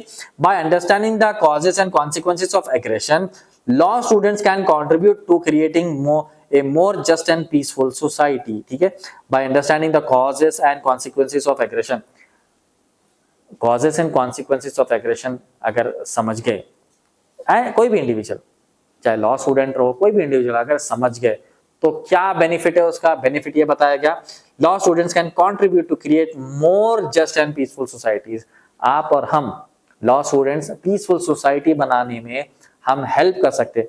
नॉट ओनली लॉ स्टूडेंट्स भाई, हर किसी का काम है एक्चुअली, हर इंडिविजुअल का काम है सोसाइटी को पीसफुल बनाने के लिए, लॉ एंड ऑर्डर मेंटेन करने के लिए। ये रोडों पे लड़ना झगड़ना, नेबर से लड़ना, हमारे रिलेटिव से लड़ना, ये सब से लड़ना झगड़ना वेस्ट है। सोसाइटी में क्योस करना वेस्ट है, सोसाइटी को परेशान करना वेस्ट है। ये सब चीजें नहीं करके कन्फ्लिक्ट रेजोल्यूशन में कन्फ्लिक्ट्स को रिजॉल्व करे, डिस्प्यूट रेजोल्यूशन में डिस्प्यूट को रिजॉल्व करके मामला मैटर कम करके सेटलमेंट करने की कोशिश करना, ये इंपॉर्टेंट है। ना कि आप जाके सोसाइटी में मारे, लड़े, झगड़े, वायलेंट बिहेवियर करे, मर्डर कर दे रहे हैं, अटेम्प्ट टू मर्डर कर रहे हैं, लोगों को सता रहे हैं, डरा रहे हैं, धमका रहे हैं, जमीन कब्जे कर रहे हैं, बिल्डिंग कब्जे कर रहे हैं, तो ये सब काम आने वाला नहीं है। अल्टीमेटली इवेंचुअली क्या होता, उसका लॉस होता और सब चीजें चले जाते, आखिर में बच जाता क्या? जेल, जेल की दीवारें और जेल का खाना। तो ये सब चीजों से बचना है तो एग्रेशन से बचना है, वायलेंस से बचना है। तो होपफुली मैंने आपको समझाने की कोशिश की है। ये था third unit of our subject psychology, 5IDC first year second semester. With this I sign off from this video. Thank you so much.